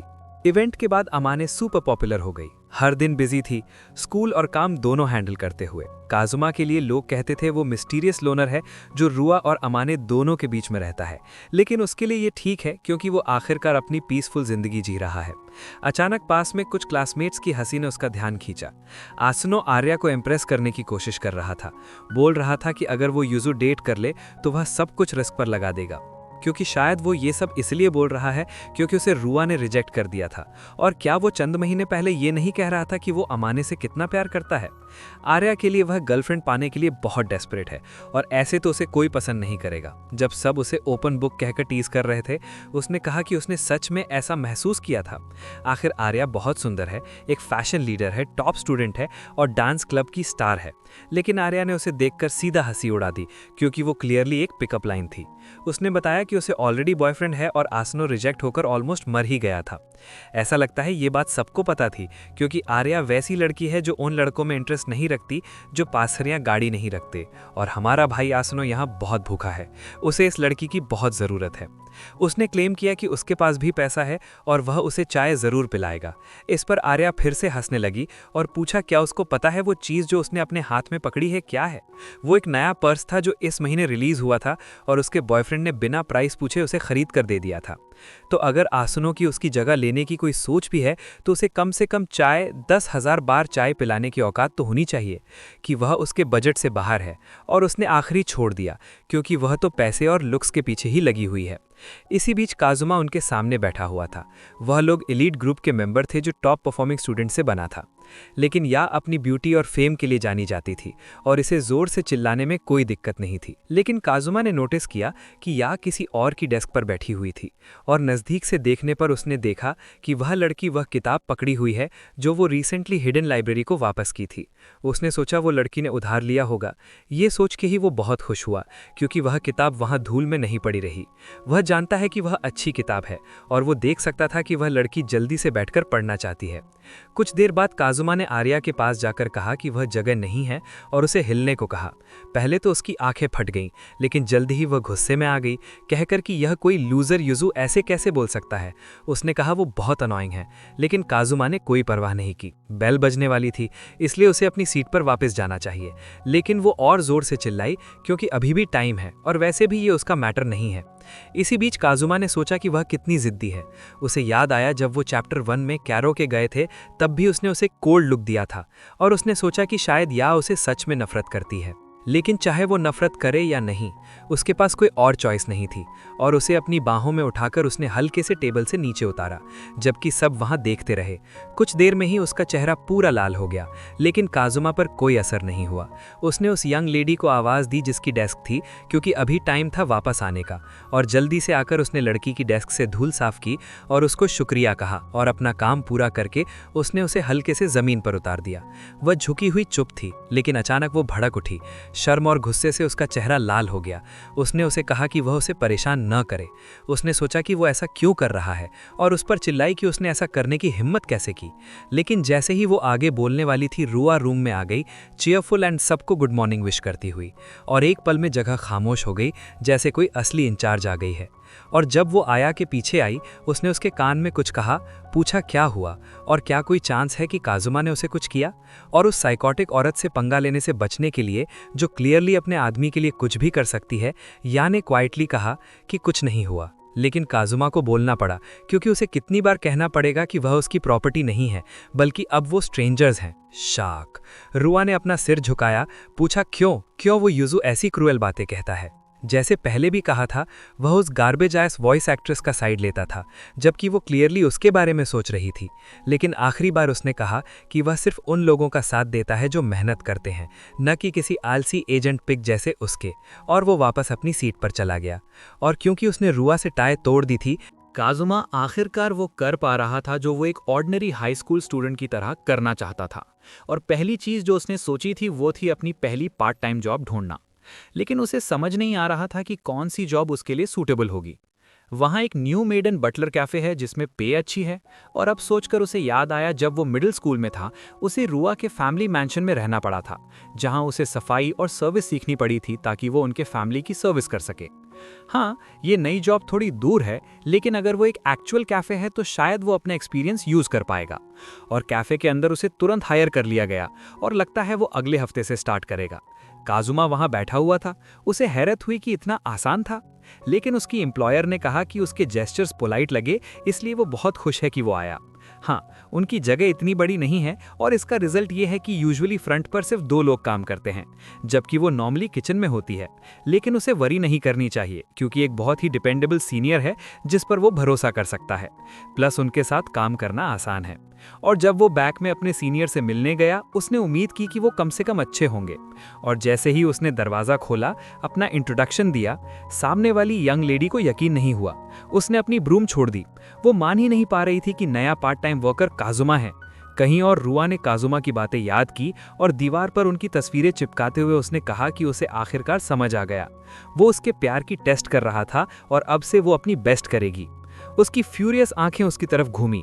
उसने उसे कहा कि वो किसी को ना बताए कि वो ऐसे काम कर रही है। सोच रही थी कि ऐसे काम क्यों कोई करता है और क्यों ऑफ ऑल पीपल काजुमा को पता चल गया। आफ्टर ऑल वो उसे कभी भी अपना जूनियर नहीं मानेगी। लेकिन काजुमा ने अपनी नजरें हटा ली और कहीं और देखा। उसने फिर उसे आवाज दी। जानना चाहती थी कि क्या वो उसकी सीक्रेट सेफ रखेगा, लेकिन डेस्परेट उसने पूछा क्यों वो इतना क्वाइट है। और जब वो और नहीं सह पाई, उसने चिल्लाया कि उसे पता है कि मेड की ड्रेस पहनकर मेहनत करना थोड़ा वियर्ड है और अगर वो चाहे तो वो अभी हंस सकता है। लेकिन कंफ्यूज्ड काजुमा ने पूछा क्यों? क्योंकि कोई भी आदमी मेहनत कर रहा है, इसमें हंसने वाली क्या बात है। और जब वो अनकंट्रोलेबली ब्लश करने लगी, उसने कहा कि उस जैसे लोग ने ज्यादा कुछ नहीं किया और उसने ये जॉब सिर्फ इसलिए ली थी क्योंकि पे अच्छी थी। लेकिन देखकर काजुमा ने नोटिस किया कि उसकी सफाई एक्चुअल में प्रिटी थरो थी, क्योंकि चैंडलियर के पीछे के ग्लासेस और चेयर्स और टेबल्स के नीचे सब अच्छा साफ था। हार्ड टू सी एरियाज भी प्रिटी स्पॉटलेस थे। लेकिन फिर से उसने क्लेम किया कि उसने नहीं किया, शायद किसी बच्चे ने किया है। लेकिन अगर ऐसा है तो फिर उसके हाथ ऐसे क्यों दिख रहे हैं? उसके दोनों हाथ और घुटने थोड़े गंदे थे और काजुमा ने सोचा कि शायद उसने स्टेन साफ करने के लिए फ्लोर पर क्लॉथ से पोछा मारा था और बाद में मॉप किया था। उसने कहा कि वो अमेजिंग वर्क था और जब वो उसे देखती रही, वो फिर से ब्लश करने लगी, दांत पीसती हुई, और थोड़ी देर बाद चिल्लाई कि वो बंद करें और कैफे ओपन करने से पहले अपने कपड़े चेंज कर ले, क्योंकि वो उसे सिखाने के लिए बहुत कुछ है। और काजुमा वहां एक होपफुल स्माइल के साथ खड़ा हुआ। उसने रीअश्योर किया कि वो अपनी बेस्ट करेगा। देर नहीं हुई, कैफे ओपन हो गया और आर्या राउंड्स लगाते हुए ऑर्डर्स लेने लगी। अचानक वो एक फैमिली के पास गई, उनसे सॉरी कहा क्योंकि आज थोड़ा पैक्ड है और सजेस्ट किया कि वो मेन्यू देखें जबकि वो सीटिंग सॉर्ट करती है, और उनको चेंज वापस किया, एक वार्म स्माइल के साथ। सरप्राइजिंगली आर्या स्कूल वाली से बिल्कुल अलग है। ऐसा भी नहीं लगता कि वो कोई एक्ट कर रही है, बल्कि लगता है कि वो यहाँ स्कूल से ज्यादा खुश है। लेकिन आर्या को एसेस करना बंद करो, क्योंकि काजुमा को भी ये देखना है कि वो आज उसके रास्ते में ना आए। जब शाम हुई और कैफे में चीजें सेटल होने लगी, आर्या काउंटर पर एग्जॉस्टेड फील करते हुए लेटी है। क्यूरियस काजुमा ने पूछा, क्या लंच टाइम पर हमेशा इतने कस्टमर्स आते हैं? और लगता है ऐसा ही है, लेकिन शाम को काम कम हो जाता है। और तब उसने पूछा, क्या वो सच्ची में डांस क्लब की मेंबर है और स्कूल और जॉब दोनों हैंडल करना उसके लिए कितना रफ होगा। लेकिन काउंटर से स्प्रिंग करते हुए उसने स्माइल के साथ कन्फेस किया कि वो नहीं बिगड़ेगी क्योंकि वो एक जीनियस है। लेकिन अब उसकी बारी थी सवाल पूछने की। उसने सोचा, क्या ये उसकी पहली पार्ट टाइम जॉब है? ऑल्दो वो उसके मूवमेंट देखकर बता नहीं पाई, लेकिन काजुमा को सिर्फ ये फर्क पड़ता है कि वो उसके रास्ते में ना आए। लेकिन उसने इंसिस्ट किया कि वो बिल्कुल नहीं आया, बल्कि उसे शुक्रिया कहना चाहिए। लेकिन जल्दी ही उसे अपनी होश आई और उसने सब कुछ होल्ड पर रख दिया, क्योंकि वो अपने दुश्मन के क्लोज हो रही थी। लेकिन काजुमा को नहीं पता कि वो क्यों बीफ कर रहे हैं, और रीजन ये है कि उसने रुआ से टाई तोड़ दी थी तो ऑब्वियस था। और ऑल्दो ये सच है, आर्या और उसके दोस्तों के लिए उसके दिल में कोई ग्रज नहीं है। लेकिन वो टाइम कराओके का, उस टाइम वो क्यों गुस्सा हुआ था? क्योंकि वो उसके सब दोस्तों और खुद उसे नफरत करता था। लेकिन फिर उसने कन्फेस किया कि वो नहीं करता और सोचा कि वो पिग रुआ की वजह से वो ऐसा सोचती है। और जब उसे आखिरकार समझ आया, उसने क्लैरिफाई करना चाहा, क्या ये पिग जिसका वो जिक्र कर रहा है वो रुआ है? और ये सच है कि वो उसकी ऑर्डर्स फॉलो करती थी, लेकिन उसकी बात खत्म होने से पहले काजुमा के लिए ये मैटर नहीं करता, क्योंकि अब सिर्फ ये मैटर करता है कि वो उसे डिफरेंटली सोचता है, जेन्युइनली रिस्पेक्ट करता है, वो एफिशिएंट और केयरफुल है अपने काम में, और इसलिए आज से वो चाहता है कि वो उसे सिखाए। और जब वो वहां साइलेंस में खड़ी रही, आखिरकार उसने हेल्प करने को अग्री कर लिया। अब से वो अपनी बेस्ट देगी, इसलिए वो रेडी रहे। ग्रेटफुल उसने उसके आगे बाव किया। एक लिंगरिंग क्वेश्चन उसके दिमाग में थी जो पहले आए एक मेल कस्टमर के बारे में। लगता है उनके लास्ट मेल कस्टमर के विजिट के टाइम काजू ने स्टेप लिया था। उसने कहा कि वो चाहता था कस्टमर्स को ग्रेट एक्सपीरियंस मिले, लेकिन वो ऑलरेडी उसके झूठ को देख चुकी थी। वो उसे पूरे दिन देख रही थी, इसलिए उसे पता है कि ऐसा करना उसकी आदत नहीं है। और वहाँ खड़े होकर उसने थोड़ी देर सोचा। उसने पूछा क्या उसने नोटिस किया कि वो कस्टमर उसको फॉलो कर रहा था। वो एक पिक पॉकेट था जो अननेचुरली अपनी पॉकेट में हाथ डाल रहा था। सस्पिशियस आइज का तो जिक्र ही नहीं, और लगता है आर्या को भी उस आदमी के बारे में स्ट्रेंज फीलिंग थी। लेकिन अगर ऐसा था तो काजुमा ने पूछा क्यों उसने उसे बाहर नहीं निकाला, वो स्कूल की टफनेस कहाँ गई। और वहां खड़े होकर अपने शब्द ढूंढते हुए उसने कहा कि क्योंकि वो एक कस्टमर था तो वो ऐसा नहीं कह सकती थी, लेकिन उसको लगता है कि वो इसको ज्यादा सीरियसली ले रही है, और अगर वो उसे फिर देखे तो उसे बताए ताकि वो इसका ख्याल रख सके। उसने अपनी सांस में एक हार्टफेल्ट थैंक यू कहा, और जब वो उसके थोड़ा पास आई उसने नोटिस किया कि वो कितना कायम था। लेकिन इंटरप्ट हुआ जब एक और कस्टमर स्टोर में आया, और जब आर्या उनको वेलकम करने को मुड़ी वो कोई और नहीं बल्कि अमाने थी, चीयरफुली अंदर आते हुए काजुमा को आवाज देते हुए। उसने सुना था कि वो पार्ट टाइम कर रहा है और उसे मिलना चाहती थी, लेकिन फिर अमाने ने कुछ नोटिस किया क्योंकि वो शख्स जो काजुमा के साथ खड़ी है वो बहुत फेमिलियर लगती है, जैसे उसे कहीं देखा है। और काजुमा ने तुरंत समझ लिया।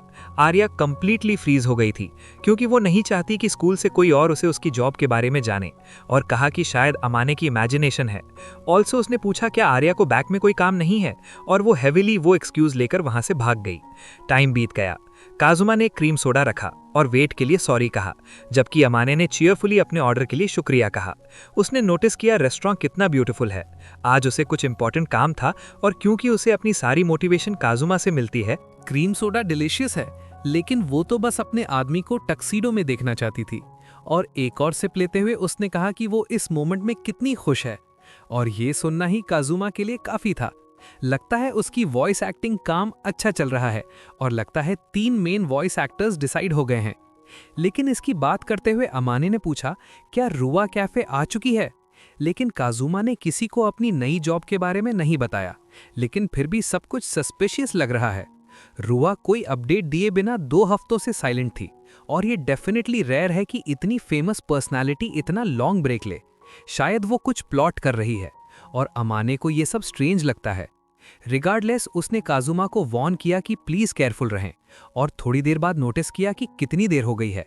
और जब वो अपने पैरों पर खड़ी हुई तो काजुमा के पास भागी, उसकी आर्म्स में लीप करती हुई उसे टाइटली हग किया। और जब उसने ये आवाज़ दी उसने कहा कि वो फुली रिचार्ज्ड हो गई है और एनर्जी से भर गई है, और एग्जिट की तरफ चली गई उसका शुक्रिया अदा करते हुए मिलने के लिए। और लगता है हिरामने सच में बहुत ब्राइटली शाइन कर रही थी, अपने गिल्ट और पुराने वर्क प्लेस से फाइनली फ्री हो गई थी। और ये सब उसे उस दिन की याद दिलाता है जब उसने खुद को वापस पा लिया था। लेकिन जैसे अमाने ने कहा था, अगर गोवा फिर से करने की कोशिश करी और अगर कुछ भी हुआ तो वो रेडी होगा। लेकिन पीछे कहीं छुपी हुई आर्या अंदर झांक रही थी और सोच रही थी कि ये सब क्या हो रहा है। उसने खुद से पूछा कि उन दोनों के बीच ऐसा रिलेशनशिप है, और वो माँ तो अमाने लड़की जो उसके स्कूल की थी, वो तो सपोजिडली वॉइस एक्ट्रेस है। सोचने पर आर्या को याद आया कि उसने कुछ रूमर्स सुने थे कि वो काजुमा की क्लोज फ्रेंड है, पर उसने कभी बिलीव नहीं किया। पर अब देखो दोनों सच में एक साथ अच्छे लगते हैं, और उसे लगता है कि काजुमा अब उसके बारे में सोचेगा भी नहीं।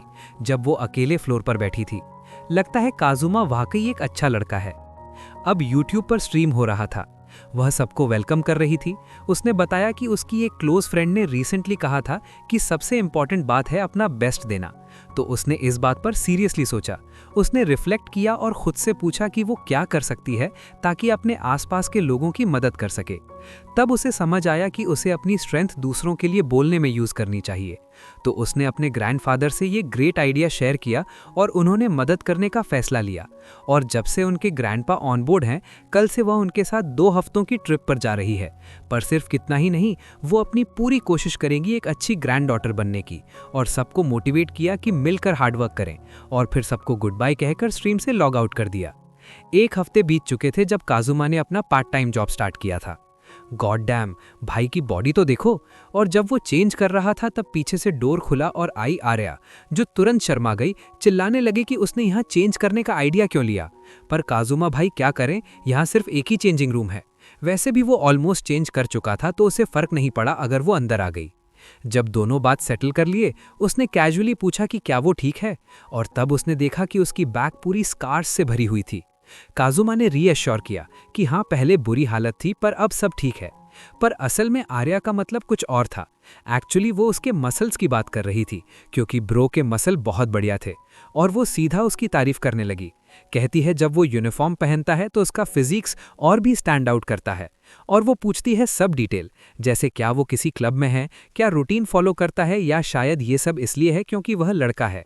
काजुमा थोड़ा चुप रहा और बोला कि हाँ, पहले वह ट्रेन करता था थोड़ा, लेकिन फिर उसने पूछा क्या तुम हाफ नेकेड बॉडीज पसंद करते हो, और ऑब्वियसली वह हाँ करती, पर कभी एडमिट नहीं करेगी। पर कहने लगी क्यों, उसने ऐसे सीन्स पहले भी देखे हैं, और उसका सो कॉल्ड बॉयफ्रेंड भी शर्टलेस रहता था। तब काजुमा को याद आया कि वह एक वैसी लड़की से बात कर रहा है जिसे लव रिलेशनशिप का एक्सपीरियंस है, और जब तक उसे ये याद रहेगा सब ठीक रहेगा। उसने अपना यूनिफॉर्म एडजस्ट किया, नीचे सर झुकाया और कहा कि आज भी वह उसके गाइडेंस पर डिपेंड करेगा। ये सुनकर आर्या खुश हो गई और बोली कि अब से बस उसे उसके लीड फॉलो करनी चाहिए। पर वह ज्यादा देर अपना कंपोजर होल्ड नहीं कर पाई, क्योंकि थोड़ी देर बाद दोनों हंस पड़े। फिर गेम टाइम था, दोनों काम पर फुली लॉक्ड हो गए। काजुमा कस्टमर को कह रहा था खत्म होने वाला था, और सब कुछ स्मूथली चल रहा था। काजुमा थोड़ा वरीड था क्योंकि उनका मैनेजर बीमार होकर घर गया था, पर फिर भी उसने सोचा कि डिजीज होने का टाइम आ गया है। तब उसने सुना कुछ कस्टमर आर्या से बात कर रहे थे, और एक बंदा कह रहा था कि उसके साथ एक्स्ट्रा फूड ऑर्डर करना चाहता है। वह फिर फ्लर्ट कर रहा था, कह रहा था बीच ले जाए। काजुमा सोचता है कि आर्या एक्सपीरियंस वाली है तो वो हैंडल कर लेगी, पर आर्या तो प्रेशर में गिर गई, चिल्लाने लगी कि उसे समझ नहीं आ रहा क्या बोले, और वो लोग मजे ले रहे थे। काजुमा कंफ्यूज था, ये ऐसा रिएक्ट क्यों कर रही है। तब एक कस्टमर ने हाथ बढ़ाया और उसके यूनिफॉर्म को छुआ, कहने लगा कि अगर उसने छोटी स्कर्ट पहनी है तो दिखाना चाहेगी। उसने उसका थाई को छुआ तो आर्या चिल्लाने लगी बस करो, पर वो मान नहीं रहा था। उसके दोस्त भी उसके साथ हंसने लगते हैं और कहते हैं कंचन गुस्सा मत दिलाओ, अगर उसे गुस्सा आ गया तो तुम्हारे लिए अच्छा नहीं होगा। और वह बोतल लेकर दिखाने लगा कि वह कराटे पराटे मास्टर है, बोतल को आधा तोड़ सकता है। बोतल हवा में थी, उसने चॉप मारा और बोतल सीधा दूसरी साइड उड़ गई। काजुमा ने एक हाथ से पकड़ ली, सब शॉक में रह गए। कंचन को बोला कि बोतल वापस ला, और कोल्ड आइस के साथ काजुमा गया और बोतल टेबल पर रख दी। फिर उसने एक ही स्ट्राइक में बोतल को आधा काट दिया। बोतल का टॉप कॉर्नर से टकरा के सीधा ट्रैश कैन में गया। पूरा कैफे ने चीयर किया, सबको लगा काजुमा बहुत कूल है। कंचन का गुस्सा बढ़ गया, उसने उसका कॉलर पकड़ लिया। काजुमा बोला ये कुछ खास नहीं था, पर मैं तुझे कुछ खास दिखा सकता हूँ। उसने पंच मारा सीधा गले पे और कंचन फ्लोर पर गिर गया, और कैफे में अनाउंसमेंट की प्लीज कस्टमर डिस्टर्ब ना करें। शायद थोड़ा ज्यादा हो गया, पर उसने कहा कि मेडिकल बिल वो खुद देगा। फिर बोला दोबारा आर्या के पास मत आना। कंचन डर गया और भाग गया। काजुमा ने पूछा आर्या तुम ठीक हो? उसने रोकर उसके सीने में चेहरा छुपा लिया। कैफे फिर चीयर करने लगा, कह रहे थे क्या अमेजिंग सीन था। कुछ लोगों ने टीज किया कि उनका रिलेशनशिप बॉयफ्रेंड गर्लफ्रेंड जैसा लगता है, पर आर्या ने नहीं बोला। फिर काजुमा ने देखा एक कस्टमर उसका ध्यान खींच रहा था। शाम ढल गई और काजुमा ने फिर पूछा तुम ठीक हो? आर्या बोली मुझे सॉरी कहना चाहिए, तुम्हें मेरे लिए इंटरफेस करना पड़ा।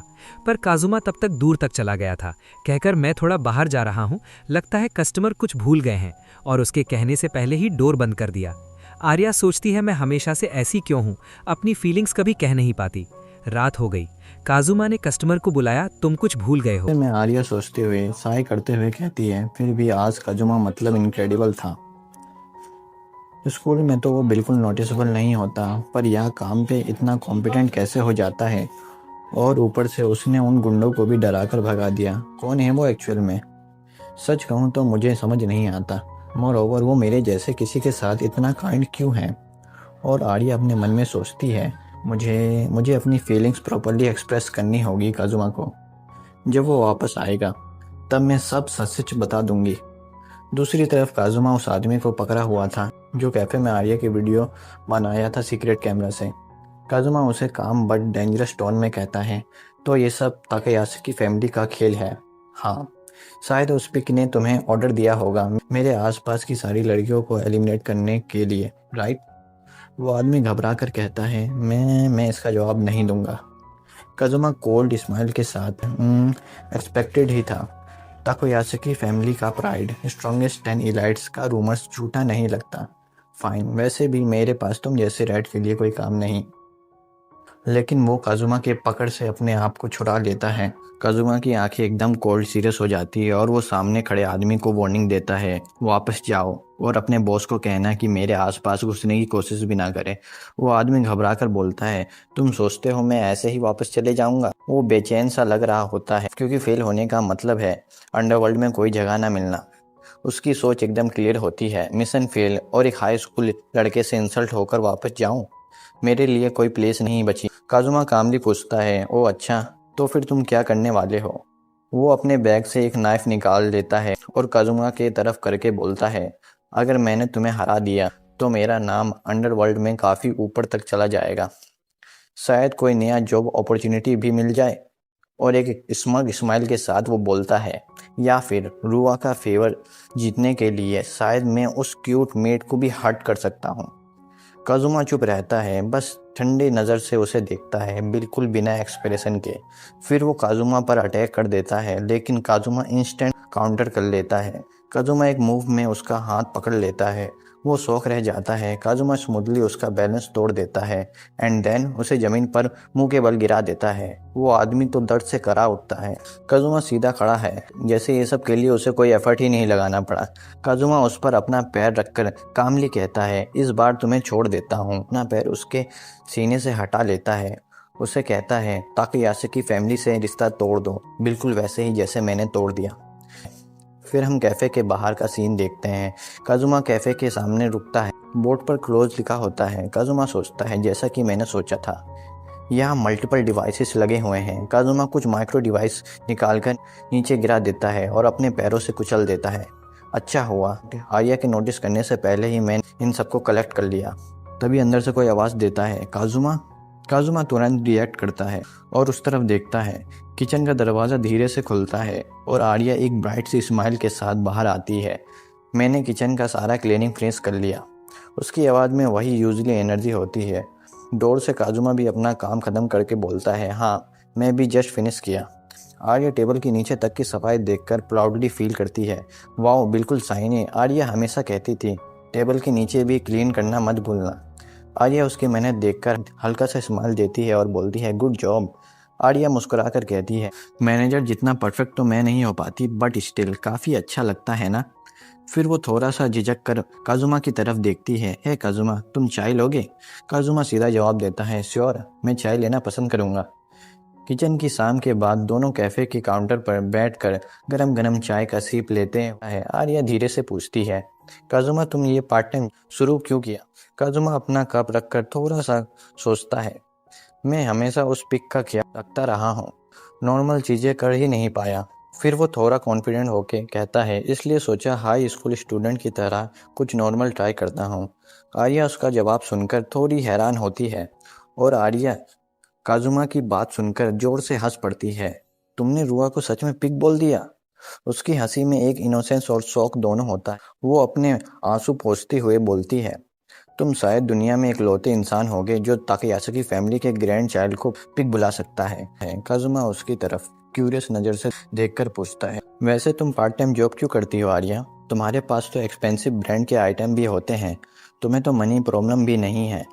आर्या एक सेकंड के लिए चुप हो जाती है। आर्या का फेस धीरे धीरे सीरियस हो जाता है और वो कहती है, एक्चुअली वो हल्की सी आवाज़ में बोलती है। सीन थोड़ा साइलेंट हो जाता है। फिर आयरा सीधा जवाब देती है, वो जो ब्रांड आइटम्स तुम देख रहे हो वो सब फेक है। काजुमा का एक्सप्रेशन कम्प्लीटली फ्रीज हो जाता है। फेक? आयरा कामली बोलती रहती है, हाँ, इवन सेकंड हैंड बहुत चीप मिल जाता है, प्राइमरी स्कूल किट के पॉकेट मनी से भी खरीद सकते हो। फिर वो अपनी चाय का कप टेबल पर रखकर हल्का सा सांस भरती है। सच ये है, मेरे पास बिल्कुल भी पैसे नहीं हैं। काजुमा ध्यान से उसकी बात सुन रहा होता है। मेरे डैड घर पर नहीं होते, हमारी फाइनेंशियल सिचुएशन काफ़ी टाइट चल रही है। फिर फाइनली वो अपनी वजह बताती है, इसलिए मैंने पार्ट टाइम जॉब स्टार्ट की ताकि घर के लिविंग एक्सपेंसिव में हेल्प कर सकूं। बार में हल्की रोशनी आर्या के चेहरे पर पड़ती है और उसकी आंखों में आंसू चमकने लगते हैं। वो अपने हाथ कसकर पकड़ती है, जैसे सारी हिम्मत टूट रही हो। मैंने जो भी बोला था सब झूठ था। उसकी आवाज़ हल्की सी कांपती है। कॉलेज बॉयफ्रेंड होने का झूठ और ये कहना कि मैंने सब कुछ एक्सपीरियंस कर लिया है, वो भी झूठ। आर्या के वर्ड टूटते पड़ते हैं। मैं बस दिखावा करती हूँ, हमेशा दूसरों से अलग बनने की कोशिश, नॉट ऑर्डिनरी, बस स्पेशल दिखना का नाटक करती हूँ। वो फाइनली अपना दिल खोल देती है, पर जब तुमने पूछा मैं कुछ कह ही नहीं पाई। उसकी आंखों से आंसू नीचे गिरने लगते हैं। एवरीथिंग इज लाई। काजुमा चुपचाप सुन रहा होता है। आर्या एक गहरी सांस लेती है और बिना सोच के दिल की बात बोल देती है, मुझे नहीं पता, लेकिन काजुमा, मुझे नहीं पता, लेकिन काजुमा मैं चाहती थी तुम मुझे सुनो। वो अपना हाथ अपने सीने पर रखती है जहाँ दर्द सबसे ज़्यादा महसूस होता है। जब मैं तुमसे झूठ बोलती हूँ ना, तो यहाँ बहुत दर्द होता है। और वो एक लम्हे के लिए रुक जाती है, जैसे हिम्मत टूट रही हो। सॉरी, मैं सेल्फिश हो रही हूँ। उसकी आवाज़ में हल्का सा काँप था। कैरियोके में उस रात जो मैंने किया, उसके बाद आर्या अपनी नज़रें नीचे कर लेती है। काश वो खुद को छुपा पाती। काजुमा कहता है, उस वक्त तुम ही थी जो मुझ पर हंस नहीं रही थी। उसकी आंखों में वो पुरानी यादें बाहर आ जाती हैं। वो मोमेंट ऐसा लगा जैसे मैं खुद को देख रही हूँ। वो धीरे से सांस लेती है, ऐसे दिल की बात कहना आसान नहीं हो। काजुमा कहता है, और शायद इसकी कोई वजह होगी, है ना। आर्या कुर्सी पर बैठी पूरी तरह टूट चुकी होती है। काजुमा, तुम्हें रुआ का स्लेव होने से पहले मैं रुआ की स्लेव थी। अपर क्लास बनने के लिए मैं रुआ की ग्रुप से चिपकी रही। दूसरों को खुश करने के लिए हंसती थी, गुस्सा होती थी, पर असली आर्या कहीं खो चुकी थी। फिर वो काजुमा की तरफ देखकर कहती है, लेकिन मैं उनके बीच फिट नहीं हो पाई। आर्या बोलती है, सॉरी काजुमा। उसकी आवाज़ धीरे से दर्द में बदल जाती है। मैं झूठी हूँ, इनसिक्योर हूँ, सॉफ्ट भी हूँ। वो आखिरी बात बोलती है जिसे बोलने में उसके दिल में सबसे ज़्यादा दर्द होता है। सच में मुझे अपने आप से ही बहुत ज़्यादा नफरत है। पर काजुमा बिल्कुल सीधा बोलता है, फिर भी मैं तुम्हें रिस्पेक्ट करता हूँ आर्या। आर्या चौंक जाती है। हाँ, उसके लिए ये कहना सोच से बाहर था, बट सब झूठ था। ना बॉयफ्रेंड, ना पैसे। डांस स्कॉलरशिप भी इसलिए मिली क्योंकि मैं रुआ के ग्रुप में थी। काजुमा उसकी बात बीच में काट देता है। वो सीधा आर्या की आंखों में देखकर कहता है, बस ऐसा नहीं है। उसकी आवाज़ में इतना सच होता है कि आर्या एक पल के लिए चौंक जाती है। काजुमा उसकी तरफ शांति से देखकर कहता है, स्कॉलरशिप, बॉयफ्रेंड, ब्रांड्स, ये सब मैटर नहीं करता। मैं तुम्हें रिस्पेक्ट करता हूँ आर्या, क्योंकि तुम एक सीरियस हार्ड वर्किंग मेड हो। आर्या का दिल एक पल के लिए रुक जाता है। वो धीरे से कहती है, ये सब तो कोई भी कर लेगा। काजुमा कहता है, नहीं, सब ये नहीं कर सकते। आर्या, तुम दुनिया की सबसे रिमार्केबल, सबसे वंडरफुल मेड हो। आर्या का चेहरा लाल पड़ जाता है, उसकी आंखों में चमक आ जाती है। वो हल्की सी हिचकिचाहट के साथ बोलती है, काजुमा, गर्ल्स को इतना कॉम्प्लीमेंट मत दिया करो, ओके? वो तुम्हारी गर्लफ्रेंड के लिए फेयर नहीं है। काजुमा हैरान होकर पूछता है, गर्लफ्रेंड? आर्या एक पल के लिए थम जाती है। क्या तुम अमानी को डेटिंग नहीं कर रहे हो? काजुमा सीधा जवाब देता है, नहीं, हम डेटिंग नहीं कर रहे। आर्या के अंदर एक सुकून सी लहर दौड़ जाती है। वो बस हल्का सा बोलकर चुप हो जाती है। वो क्वाइटली बोलती है, लेकिन वो लड़की तुम्हें काफ़ी पसंद करती है, क्यूट भी है, पॉपुलर भी। तुम दोनों एक परफेक्ट कपल लगते हो। तुम डेटिंग क्यों नहीं करते? काजुमा अपना कप धीरे से उठाता है। एक लंबे साइलेंस के बाद वो बोलता है, कभी सोचा ही नहीं।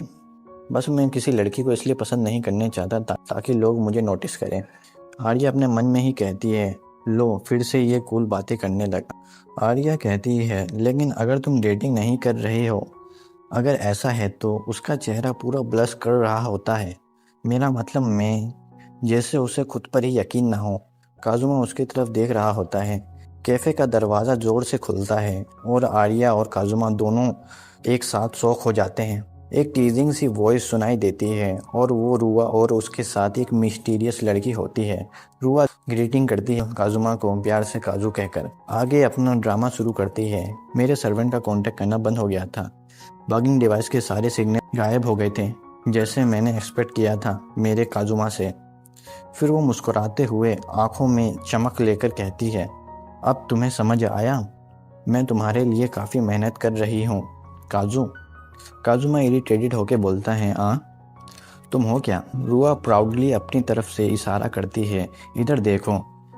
मैंने मेहनत करके मेरे ग्रैंडफादर से एक स्पेशल पीस बोरो किया है। उसके पीछे स्टैंडिंग एक छोटी पर डेंजरस लुकिंग गर्ल सामने आती है, बिल्कुल एक्सपीरियंसलेस। रिया हिनोकामी, ताकेयाशी फैमिली की 10 इलाइट मेंबर। ये छोटी है पर सुपर स्ट्रॉन्ग। काजुमा और आर्या दोनों लिटरली स्पीचलेस रह जाते हैं। काजुमा थोड़ा टेंस होकर उसे देख रहा होता है। रुआ हल्की सी मुस्कान के साथ कहती है, वेल, इतनी वीकलिंग के लिए इलाइट भेजने की ज़रूरत नहीं होती। फिर वो ड्रामा मोड ऑन करके एक क्यूट सा पोज बनाती है। लेकिन हमारे लव स्टोरी के बीच जो भी ऑब्स्टिकल आएंगे, मैं उन्हें कम्प्लीटली क्रश कर दूंगी, क्योंकि मैं हार्ड वर्किंग हूँ। काजुमा अपनी आंखों से लिटरली बोलते हुए लगता है, ये पागल बोल क्या रही है। रुआ आर्या की तरफ डेंजरस स्माइल के साथ मुड़ती है, तो तुम वीकलिंग। आर्या एक कदम पीछे हट जाती है। रुआ एक क्रीपी सी स्माइल के साथ लाउडली पूछती है, तुम मेरे काजुमा पर डोरे डाल रही हो। आर्या शौक में जम सी जाती है। उसकी आंखों में डर क्लियरली दिख रहा होता है। वो हल्की सी आवाज़ में पूछती है, तुम्हें ये जगह कैसे पता चला। रुआ अपना चिन पकड़ के प्राउड टोन में कहती है, हाँ, मुझे तो काफ़ी टाइम से पता है कि तुम यहाँ काम कर रही हो। रुआ की आंखों में वो साइको वाली चमक आ जाती है, जैसे वो आर्या को तोड़ देगी। वो हंसते हुए कहती है, प्रिंसेस रुआ के क्लासमेट्स का पूरा बैकग्राउंड चेक होता है, तुम समझ रही हो।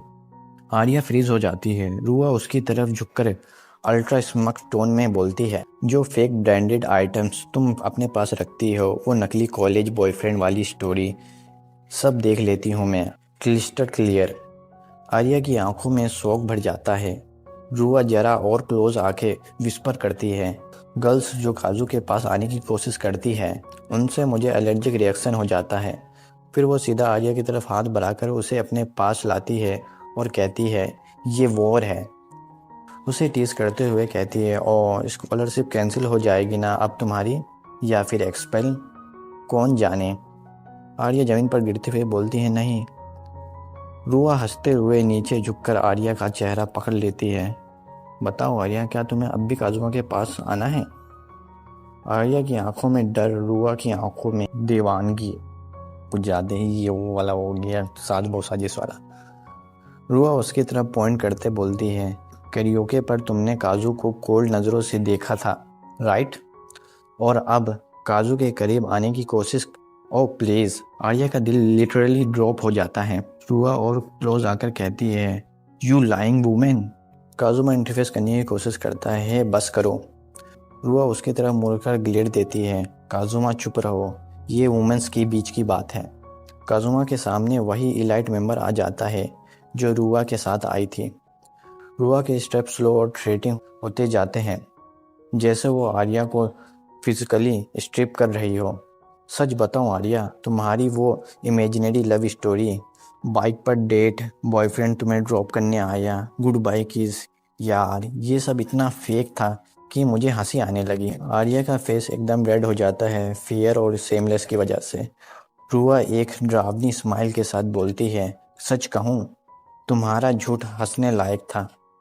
आर्या के पास बोलने को कुछ नहीं बचा। रुआ एक कदम और आगे बढ़कर डिक्लेयर करती है, और तुम काजू के पास आने लायक हो ही नहीं। और तभी काजुमा आगे आता है, आर्या का हाथ पकड़ता है और बिना कुछ कहे उसे किस कर लेता है। आर्या तो ब्लश आउट हो जाती है। एक किस। रुआ की आंखें शौक में फैल जाती है, क्या? काजुमा हल्का सा पीछे होकर सीधा रुआ को कहता है, और अब कोई झूठ नहीं। तेजी से उसे अपनी तरफ खींचता है और उसके साथ लिप्स लॉक कर लेता है।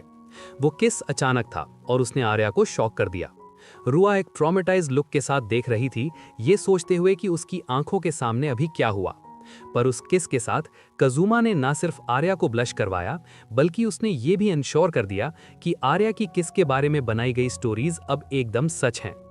हैरान होके रुआ रे हरेकामी को ऑर्डर देती है कि आर्या को वहीं के वहीं खत्म कर दे। रे मानती है और फिनिशिंग ब्लो देने के लिए तेजी से आर्या की तरफ बढ़ती है। जैसे ही वो उसकी तरफ दौड़ती है, काजुमा आर्या को धक्का देकर हटा देता है और रे से खुद भिड़ जाता है। वो रे के मोमेंटम को उसी के खिलाफ यूज करता है, एक स्ट्रॉन्ग साइड किक के साथ, जो रे को जमीन से उठा देती है। हालांकि रे अपनी एथलेटिसिज्म यूज करके फ्लिप करती है और सेफली लैंड कर जाती है। आर्या शॉक दिख रही थी, समझ नहीं पा रही थी कि क्या हो रहा है। कजुमा कॉन्फिडेंटली रे को टॉन्ट करता है, उसे न्यूबी बुलाता है और प्रॉमिस करता है कि वो उसे दिखाएगा कि असली एलीट कैसा दिखता है। इससे रे को गुस्सा आ जाता है और रुआ ये नोटिस कर लेती है। तो वो एक बार फिर रे को बोलती है कि कजुमा पर टाइम वेस्ट करने के बजाय आर्या पर फोकस करे। रे हाँ में सर हिलाती है और अपने बूट पर एक स्विच क्लिक करती है। रे एक बार फिर हवा में जंप करती है और अपने बूट पर लगा ब्लेड रिवील करती है, जिसे वो कजुमा को मारने के लिए यूज करने वाली थी। आर्या डर गई थी, पर कजुमा ने नोटिस कर लिया कि क्या आ रहा है और बस उसके पैर को पकड़ लिया, जिससे रे उल्टी लटक गई। रे हैरान रह गई जैसे ही कजुमा ने उसके बूट के ब्लेड को चेक किया और उसे हटाने का फैसला किया, क्योंकि वो एक डेंजरस वेपन था। हालांकि ये सिचुएशन रे के लिए मजेदार है, जो बस हंसती है। कजुमा भी स्मर्क करता है और पूछता है कि क्या वो सच में ऐसी सिचुएशन में हंस रही है। कजुमा फिर उसे छोड़ देता है और कहता है कि वो समझता है कि रे कैसा फील करती है। उसके जैसे मशीन्स के लिए यही वो टाइम है जब वो फ्रीडम एक्सपीरियंस कर सकती है। एक स्ट्रॉन्ग अपोनेंट से लड़ना उसे वो किक देता है जो वो ढूंढ रही है। कजुमा फिर रे को उसके नाम से बुलाता है और सजेस्ट करता है कि वो भी ताकेयाशी की फैमिली से अपने रिश्ते तोड़ दे। ये रे के लिए एक दिलचस्प ऑप्शन था, जो उसकी बात को रिपीट करती है। कजुमा अपनी बात पर जोर देता है और कहता है कि ये उसके लिए एक ऑप्शन है। वो फ्री होने का फैसला कर सकती है और शायद कोई पार्ट टाइम जॉब कर सकती है, बिल्कुल वैसे जैसे उसने किया। वो आर्या की तरफ पॉइंट करता है और रे को बताता है कि आर्या जैसा मेड आउटफिट रे पर सूट करेगा। रे उस आउटफिट को गौर से देखती है और आर्या को उसका ऐसे घूरना थोड़ा क्रीपी लगता है। हालांकि आर्या के दिमाग में जो सवाल चल रहा था वो ये कि कजुमा एक्चुअली है कौन। तभी रुआ उन पर चिल्लाती है। वो उन्हें बोलती है कि उसके लोगों से पंगा ना ले और क्लैरिफाई करती है कि कोई भी उससे टाइज नहीं तोड़ता। वो रे को ये भी ऑर्डर देती है कि टाइम वेस्ट ना करे और बस आर्या को हमेशा के लिए खत्म कर दे, जिससे रे अपने ख्यालों से बाहर आती है। रे एक बार फिर फाइटिंग स्टैंस ले लेती है। ये देखकर कजुमा के पास भी वही करने के अलावा कोई चारा नहीं था, क्योंकि वो जानता है कि ताकेयाशी से रिश्ते तोड़ने में लंबा वक्त लगता है। तभी ताकेयाशी की फैमिली से एक औरत आती है और चल रही लड़ाई को रोक देती है। इससे कमरे में सभी शॉक हो जाते हैं। कजुमा इस औरत को मास्टर कहकर बुलाता है। वो औरत भी ये बोलकर जवाब देती है कि उन्हें एक दूसरे को देखे हुए काफी वक्त हो गया है। इसके बाद साकुरा रुआ जो कर रही थी उसके लिए माफी मांगती है। इससे रुआ को गुस्सा आ जाता है और कहती है कि ये आर्या की गलती थी कि उसने पहले उससे पंगा लिया। फिर भी साकुरा को लगता है कि वो हद से आगे बढ़ गई थी आर्या की जान लेने की कोशिश करके। उसे ये पसंद नहीं कि रुआ चीजों को कैसे हैंडल कर रही है। वो अपने गलत कामों के लिए ताकेयाशी का नाम और यहाँ तक कि रे को भी यूज कर रही है। वो रुआ से पूछती है कि उनके ग्रैंडफादर क्या सोचेंगे अगर वो अपने रिसोर्सेस का यूज एक दोस्त की जान लेने के लिए करेगी। हालांकि साकुरा रुआ को अश्योर करती है कि वो इसे ग्रैंडफादर से सीक्रेट रखेगी, पर तभी अगर रुआ आर्या से माफी मांगे। रुआ आर्या से माफी मांगने के सख्त खिलाफ है, पर साकुरा उस पर प्रेशर डालती है, जिसके कारण रुआ को अपना घमंड निगलना पड़ता है। रुआ फिर आर्या के पास जाती है और कहती है कि वो उसकी जान लेने की चाह में कुछ ज्यादा ही आगे बढ़ गई थी और वो उसके लिए सॉरी है। वो ये एक ऐसे चेहरे के साथ कहती है जिसमें कोई कन्विक्शन नहीं था। फिर भी ये कजुमा के लिए काफी शॉकिंग था, जिसने इससे पहले कभी रुआ को किसी से माफी मांगते नहीं देखा था। इससे कजुमा को लगता है कि शायद वो एक बार के लिए अपने एक्शंस पर रिफ्लेक्ट कर रही है। आर्या भी हम्बली अपनी गलतियों के लिए माफी मांगती है, क्योंकि उसने बहुत झूठ बोले थे। पर यह चीज रुआ के असली रूप को बाहर ले आती है, क्योंकि वो वापस आर्या को झूठ बोलने के लिए डांटने लगती है और सारा ब्लेम उस पर डाल देती है कि उसने कजुमा पर एडवांसेस किए थे। ये देखकर कजुमा आह भरता है और रिग्रेट करता है ये सोचने के लिए कि रुआ कभी सुधर सकती है। इसके बाद साकुरा और रुआ जाने की तैयारी करते हैं। जाने से पहले साकुरा कजुमा से बात करना चाहती थी। वो उससे पूछती है कि क्या वो कभी ताकेयाशी की फैक्शन में वापस आने का इरादा रखता है। कजुमा ना कहता है, पर वो मास्टर को ढंग से अलविदा ना कहने के लिए सॉरी जरूर बोलता है। साकुरा समझती है कि उसका क्या मतलब है, पर वो उसे इस बात से भी अवेयर कराती है कि मास्टर का कजुमा को गिव अप करने का कोई इरादा नहीं है। वो उसे रुआ का हस्बैंड बनाने और देश का सबसे इन्फ्लुएंशियल आदमी बनाने पर तुला है। वो ऐसा करने के लिए स्ट्रिंग्स पुल कर सकता है। फिर भी कजुमा को परवाह नहीं है। उसने उनसे सारे रिश्ते तोड़ दिए हैं और अब वो एक नॉर्मल लाइफ जीने का इरादा रखता है। ये सुनकर साकुरा गिगल करती है, क्योंकि उसे कजुमा का नॉर्मल लाइफ जीने की चाहत काफी एडमायरेबल लगती है। वो एडमिट करती है कि उसे हमेशा शक था कि बात यहाँ तक आएगी। उसने कभी नहीं सोचा था कि कजुमा कोई ऐसा है जिसे ओन किया जा सके। तो साकुरा सोचती है कि अब उनके जाने का सही वक्त है। वो मेंशन करती है कि अगली बार जब वो यहाँ आएगी तो वो एक कस्टमर बनकर आना चाहेगी। कजुमा झुकता है और कहता है कि अगर वो आई तो वो उसे स्पेशल सर्विस देगा। साकुरा को ये फनी लगता है और ऐड करती है कि शायद वो वापस उसकी दुश्मन बनकर आए। उस केस में कजुमा उस पे हाथ हल्का रखेगा। इसके बाद वो जाने के लिए रेडी हो जाते हैं, जबकि रे ध्रुवा को फिजिकली पकड़ के रखती है, जो कजुमा को आर्या के साथ पीछे छोड़ने के लिए रेडी नहीं है। जाने से पहले साकुरा कजुमा को अलविदा कहती है। फिर कजुमा आर्या को चेक करने जाता है, जो ख्यालों में खोई हुई है। वो उसका ध्यान पाने की कोशिश करता है, पर कोई फायदा नहीं होता। तो वो उसके चेहरे के करीब जाता है, जिससे आखिरकार उसका ध्यान आता है और वो फिर से टेंस सिचुएशन में आ जाती है। वो जल्दी से दूर हटती है और कहती है कि वो ठीक है, पर यह भी एडमिट करती है कि जो हुआ वो किसी वीडियो गेम की बैटल की तरह लग रहा था, जहां वो अपनी जान गंवाने ही वाली थी। कजुमा उसके बाद उसे अपने मेस में घसीटने के लिए सॉरी बोलता है, पर आर्या सोचती है कि ब्लेम उस पर आना चाहिए, क्योंकि वही है जिसने रुआ को गुस्सा दिलाया। उसने झूठ भी बोला था। अचानक उसे उस किस की याद आती है जो कजुमा के साथ हुआ था, और इससे उसके गाल लाल हो जाते हैं। वो टॉपिक चेंज करती है और कजुमा को उसे प्रोटेक्ट करने के लिए थैंक यू बोलती है। इसके बाद आर्या कजुमा से पूछती है कि वो उसके साथ इतना अच्छा क्यों है। एक उदास चेहरे के साथ वो कहती है कि वो उसकी दोस्त बनने के लायक भी नहीं है। जवाब में कजुमा पूछता है कि क्या दोस्त बनने के लिए क्वालिफिकेशन लेवल्स होते हैं। कजुमा कहता है कि उसका कभी कोई दोस्त नहीं रहा, तो उसे पता नहीं कि नॉर्म क्या है। हालांकि वो आर्या की रिस्पेक्ट करता है और उसे लगता है कि ये दोस्त बनने के लिए काफी है। आर्या वो समझती है, पर उसे ये बात हजम नहीं होती। वो कजुमा के लिए कुछ करके बराबरी करना चाहती है। इस पर कजुमा उससे कहता है कि उसे एक फेवर चाहिए। कजुमा उसे अपने साथ क्लोथ्स शॉपिंग पर चलने को कहता है। आर्या को शॉक करते हुए वो ऐड करता है कि उसने कैराओके के लिए अच्छा ड्रेसअप करने की पूरी कोशिश की थी, पर फिर भी अपना मजाक बना दिया। उसे नहीं पता कि नॉर्मल क्या होता है, तो एक नर्वस फेस के साथ वो उसे साथ आने और शॉप करने के लिए पूछता है। आर्या स्माइल करती है और कजुमा के हाथ से लिपट जाती है। वो प्रॉमिस करती है कि वो अगली बार उसके साथ शॉपिंग पर जाएगी और उसे दुनिया का सबसे कूल इंसान बना देगी। कजुमा उसे कहता है कि वो बस एक बार नॉर्मल होने से भी खुश होगा, पर आर्या अचानक चुप हो जाती है और अपना फर्स्ट नेम बोलती है। कजुमा कंफ्यूज्ड है, पर आर्या पपी आइज के साथ एक्सप्लेन करती है कि वो चाहती है कि कजुमा उसे उसके फर्स्ट नेम अयाचा कहकर बुलाए। वो भी उसे उसके फर्स्ट नेम से बुलाना चाहेगी। कजुमा सुनता है, मान जाता है और उसे अयाचा कहना शुरू करता है, जिससे वो ब्लश करने लगती है। इसके बाद अयाचा उस किस की बात करती है जो पहले हुआ था। कजुमा तुरंत उस किस के लिए माफी मांगता है, क्योंकि उसने अचानक फोर्स किया था, पर अयाचा कहती है कि कोई बात नहीं। एक शर्मिंदा चेहरे के साथ अयाचा एडमिट करती है कि वो उसका फर्स्ट किस था, तो वो इसे फिर से करना चाहेगी, पर इस बार ज्यादा रोमांटिकली।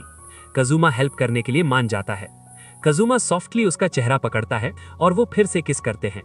इस बार ये ज्यादा रोमांटिक था। एक लंबे किस के बाद वो रुकते हैं, पर अयाचा और डिमांड करती है। इस बार वो उसे पकड़ लेती है और वो फिर से लिप्स लॉक करते हैं और एक और रोमांटिक किस शेयर करते हैं। अलग होने के बाद अयाचा शर्म से पानी पानी हो जाती है, तो वो जल्दी से अपना चेहरा कजुमा के चेस्ट में छुपा लेती है। अगली सुबह स्कूल में हयागी के क्लासमेट्स शॉक्ड रह गए कि वो अपनी क्लास बदल रही है, और उन्होंने वजह पूछी, और जाहिर है बहुत कुछ हो चुका था। तभी रूरा ने भी बीच में कहा कि हाँ, सच में बहुत कुछ हुआ है, लेकिन सिर्फ इतना ही नहीं, उसे स्पेशल स्टूडेंट्स के एग्जाम्स फिर से देने पड़ेंगे, और बदकिस्मती से अगर वो फेल हो गई तो उसे एक रेगुलर स्टूडेंट बना दिया जाएगा। रूरा उसका मजाक उड़ा रही थी, क्योंकि फेल होने पर उसे अपनी ट्यूशन फीस खुद भरनी पड़ेगी, लेकिन हियागी को ये पहले से पता था। पूरे कॉन्फिडेंस के साथ वो कहती है कि वो टेस्ट आसानी से क्लियर कर लेगी, जिससे रूरा हैरान रह गई और बाकी सब सोचने लगे कि दोनों एक दूसरे के खून के प्यासे क्यों लग रहे हैं। तभी हियागी ने एक स्टूडेंट को क्लास में आते देखा और तुरंत उस लड़की को पांडा कहकर बुलाया। हियागी उसके पास गई और बताया कि आज क्लास में उसका आखिरी दिन है और वो कुछ दिल से कहना चाहती है। तभी कजुमा दरवाजे के पीछे खड़ा सब सुन रहा था। तो बात ये थी कि पहले जब हियागी ने बिना पूछे उसकी सीट ले ली थी, वो उस परेशानी के लिए दिल से माफी मांगना चाहती थी। तब होंडा को वो बात याद आई और उसने तुरंत कहा कि कोई बात नहीं, फिक्र मत करो। जब हियागी ने उसे थैंक यू कहा, उसने बताया कि कैसे पहले वो खुद को बहुत कुछ समझती थी, सिर्फ इसलिए क्योंकि वो एक स्पेशल स्टूडेंट थी, जबकि ऐसी चीजें बिल्कुल मैटर नहीं करती, खास करके जब दुनिया में इतने अमेजिंग लोग हैं जिनके पास कोई स्टेटस या टाइटल नहीं है। और अब जाकर उसे ये एहसास हो रहा है। पर रुआ ने बहुत सुन लिया था। उसने कहा कि ये अच्छी लड़की बनने का नाटक क्या है। इतने वक्त सबसे झूठ बोलने के बाद रुआ ने पूरी क्लास का ध्यान अपनी तरफ खींच लिया। सब हैरानी से सोचने लगे कि रुआ का झूठ से क्या मतलब है। रुआ ने चिढ़ते हुए पूछा कि क्या वो सबको उसका छोटा सा सीक्रेट बता दे। पर तभी हमारा हीरो कजुमा क्लास में आया और उसे वार्न किया कि अब बस करो, और पूछा कि क्या वो भूल गई जो साकुरा ने कहा था। हियागी पर हाथ उठाना मना है। जैसे ही उसने कजुमा को देखा, रुआ का एटीट्यूड बदल गया। उसने कहा कि वो हाथ नहीं बल्कि अपनी जुबान इस्तेमाल कर रही है और वो सिर्फ सच बोल रही है। पर तभी हियागी ने कौमा को रोका।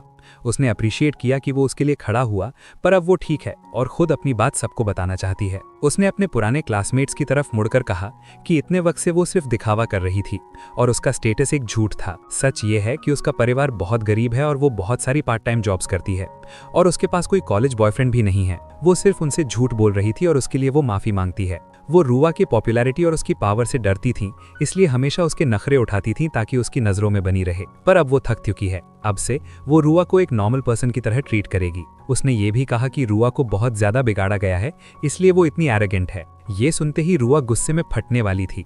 वो सोच रही थी कि हियागी की हिम्मत कैसे हुई ऐसे बात करने की, लेकिन हियागी अभी रुकी नहीं थी।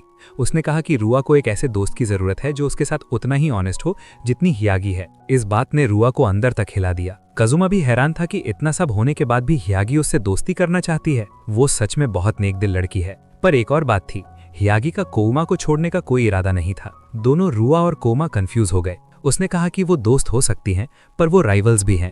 उसने कजुमा का हाथ पकड़ा और कहा कि वो भी तैयार रहे। उसने उसके गाल पर किस किया और डिक्लेयर किया कि वो रुआ या अमूने से हारने वाली नहीं है। पूरी क्लास एक्साइटमेंट से भर गई कि आखिर ये कजुमा है कौन। पहले अमूने और अब हियागी भी, सिर्फ रुआ खुश नहीं थी।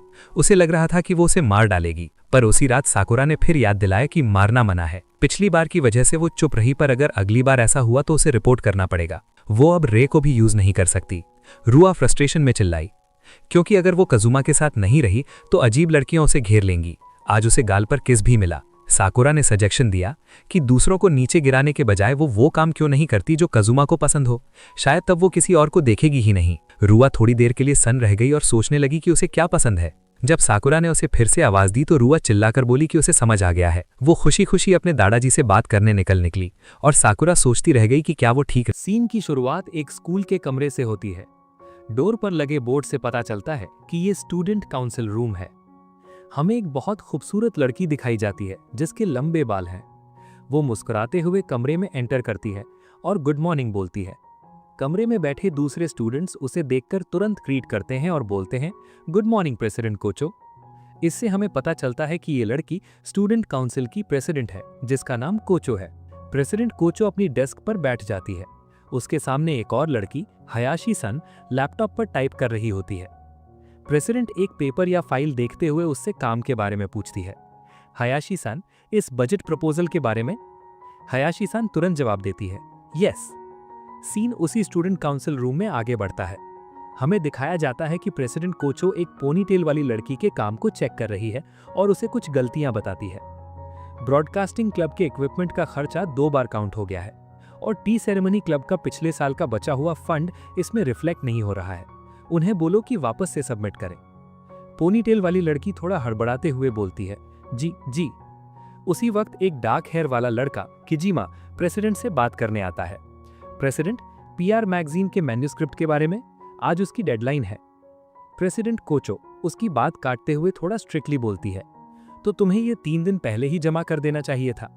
मैंने तुम्हें ईमेल के थ्रू भी शेयर किया था किजिमा कुन। गलती करने वाली लड़की तुरंत अपनी गलती ठीक करने लगती है और डेस्क पर बैठा एक लाइट हेयर वाला लड़का मोरी कुन प्रेसिडेंट को रिलैक्स करने के लिए पूछता है। प्रेसिडेंट इस पर कहती है, शुक्रिया मोरी कुन। आखिरी पैनल में प्रेसिडेंट अपना चेहरा दिखाते हुए किजिमा को एक जरूरी काम देती है, लेकिन उससे पहले क्या तुम इन डॉक्यूमेंट्स को डिलीवर कर सकते हो? ये थोड़ा अर्जेंट है। वाइस प्रिंसिपल इस वक्त आमतौर पर एकेडमिक अफेयर्स ऑफिस में होते हैं, तो अगर तुम अभी जाओगे तो वो तुम्हें मिल जाएंगे। किजिमा डॉक्यूमेंट्स लेकर डोर की तरफ जाते हुए बोलता है, समझ गया। प्रेसिडेंट का एक बड़ा और बहुत प्यारा क्लोजअप शॉट दिखाया जाता है। वो ध्यान से अपने बालों को कान के पीछे कर रही है और उसके आसपास बहुत सारी स्पार्कल्स दिखाई गई हैं, जो उसकी खूबसूरती और परफेक्ट इमेज को दर्शाता है। बैकग्राउंड से बाहर खड़े स्टूडेंट्स की आवाजें आती हैं जो उसकी तारीफ कर रहे हैं, जैसा कि उम्मीद थी तेकाई एकेडमी की स्टूडेंट काउंसिल प्रेसिडेंट से। लेडी कोचो सुजुका, हमेशा की तरह एकदम परफेक्ट काम। हमें स्टूडेंट काउंसिल रूम का अंदर का व्यू दिखता है। कमरे के बाहर हॉलवे की खिड़कियों पर बहुत सारे स्टूडेंट्स की भीड़ जमा है। वो सब प्रेसिडेंट कोचो को देखकर बहुत एक्साइटेड हैं और कुछ की आंखों में तो हार्ट्स बने हुए हैं। अंदर बैठे हुए बाकी काउंसिल मेंबर्स जैसे कि मोरी, पोनीटेल वाली लड़की और चश्मे वाला लड़का इस भीड़ को देखकर थोड़ा हैरान और ऑकवर्ड फील कर रहे हैं, क्योंकि बाहर काफी शोर शराबा और अटेंशन है। हॉलवे में खड़े स्टूडेंट्स का एक ग्रुप दिखाया जाता है। उनके पास एक बैनर जैसा टेक्स्ट है जिस पर स्टूडेंट काउंसिल रूम लिखा है। वो सब प्रेसिडेंट के अचीवमेंट्स के बारे में बात कर रहे हैं। एक लड़की कहती है, स्टूडेंट काउंसिल चलाने के अलावा वो अपनी खुद की कंपनी भी चलाती है ना? चश्मे वाला लड़का, और एंट्रेंस एग्जाम्स के बाद से वो अपनी ग्रेड में हमेशा टॉप पर रही है। वो सच में कमाल है, स्कॉलरशिप स्टूडेंट्स में एकदम टॉप पर। तीसरा लड़का, और उसकी खूबसूरती के क्या कहने, वो सच में ब्रेन्स और लुक्स का परफेक्ट एग्जाम्पल है। फिर फोकस दो लड़कों पर जाता है जो आपस में फुसफुसा रहे हैं। पहला लड़का, क्या उसका कोई बॉयफ्रेंड है? दूसरा लड़का, कोई भी लड़का उसके लेवल को मैच नहीं कर सकता। वैसे भी प्रेसिडेंट बहुत सीरियस रहती है, वो शायद तब तक किसी को डेट नहीं करेंगी जब तक वो शादी के लिए तैयार ना हो जाए। तीसरा लड़का, ना, बिल्कुल नहीं, नो वे, तुम सपने देख रहे हो। कुछ और लड़के खिड़की से अंदर झांकते हुए बात कर रहे हैं। तभी उनके पीछे से रुआ आती है। एक लड़का कहता है, अच्छा, और उसके ऊपर से उसकी फिगर भी इतनी अच्छी है, ये तो नाइंसाफी है। दूसरा लड़का, सच कहूं तो मैं टीम रुआ हिमे से ज्यादा टीम प्रेसिडेंट की साइड हूं। रुआ पीछे से आती हुई एकदम जोर से बोलती है, हे तुम लोग। उन लड़कों के चेहरे दिखाए जाते हैं। रुआ की आवाज सुनकर वो एकदम डर जाते हैं और उनके चेहरे पर शौक साफ दिख रहा है।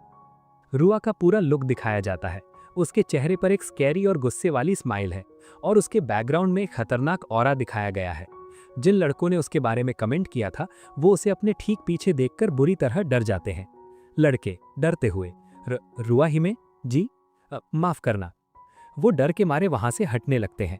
रुआ एक हाथ में एक एनवेलप या पेपर पकड़े हुए उन लड़कों को घूरते हुए कहती है, तुम रास्ते में खड़े हो इसलिए हटो, मुझे स्टूडेंट काउंसिल रूम में कुछ काम है। जैसे ही वो लड़के भाग जाते हैं, रुआ दरवाजे की तरफ आगे बढ़ती है।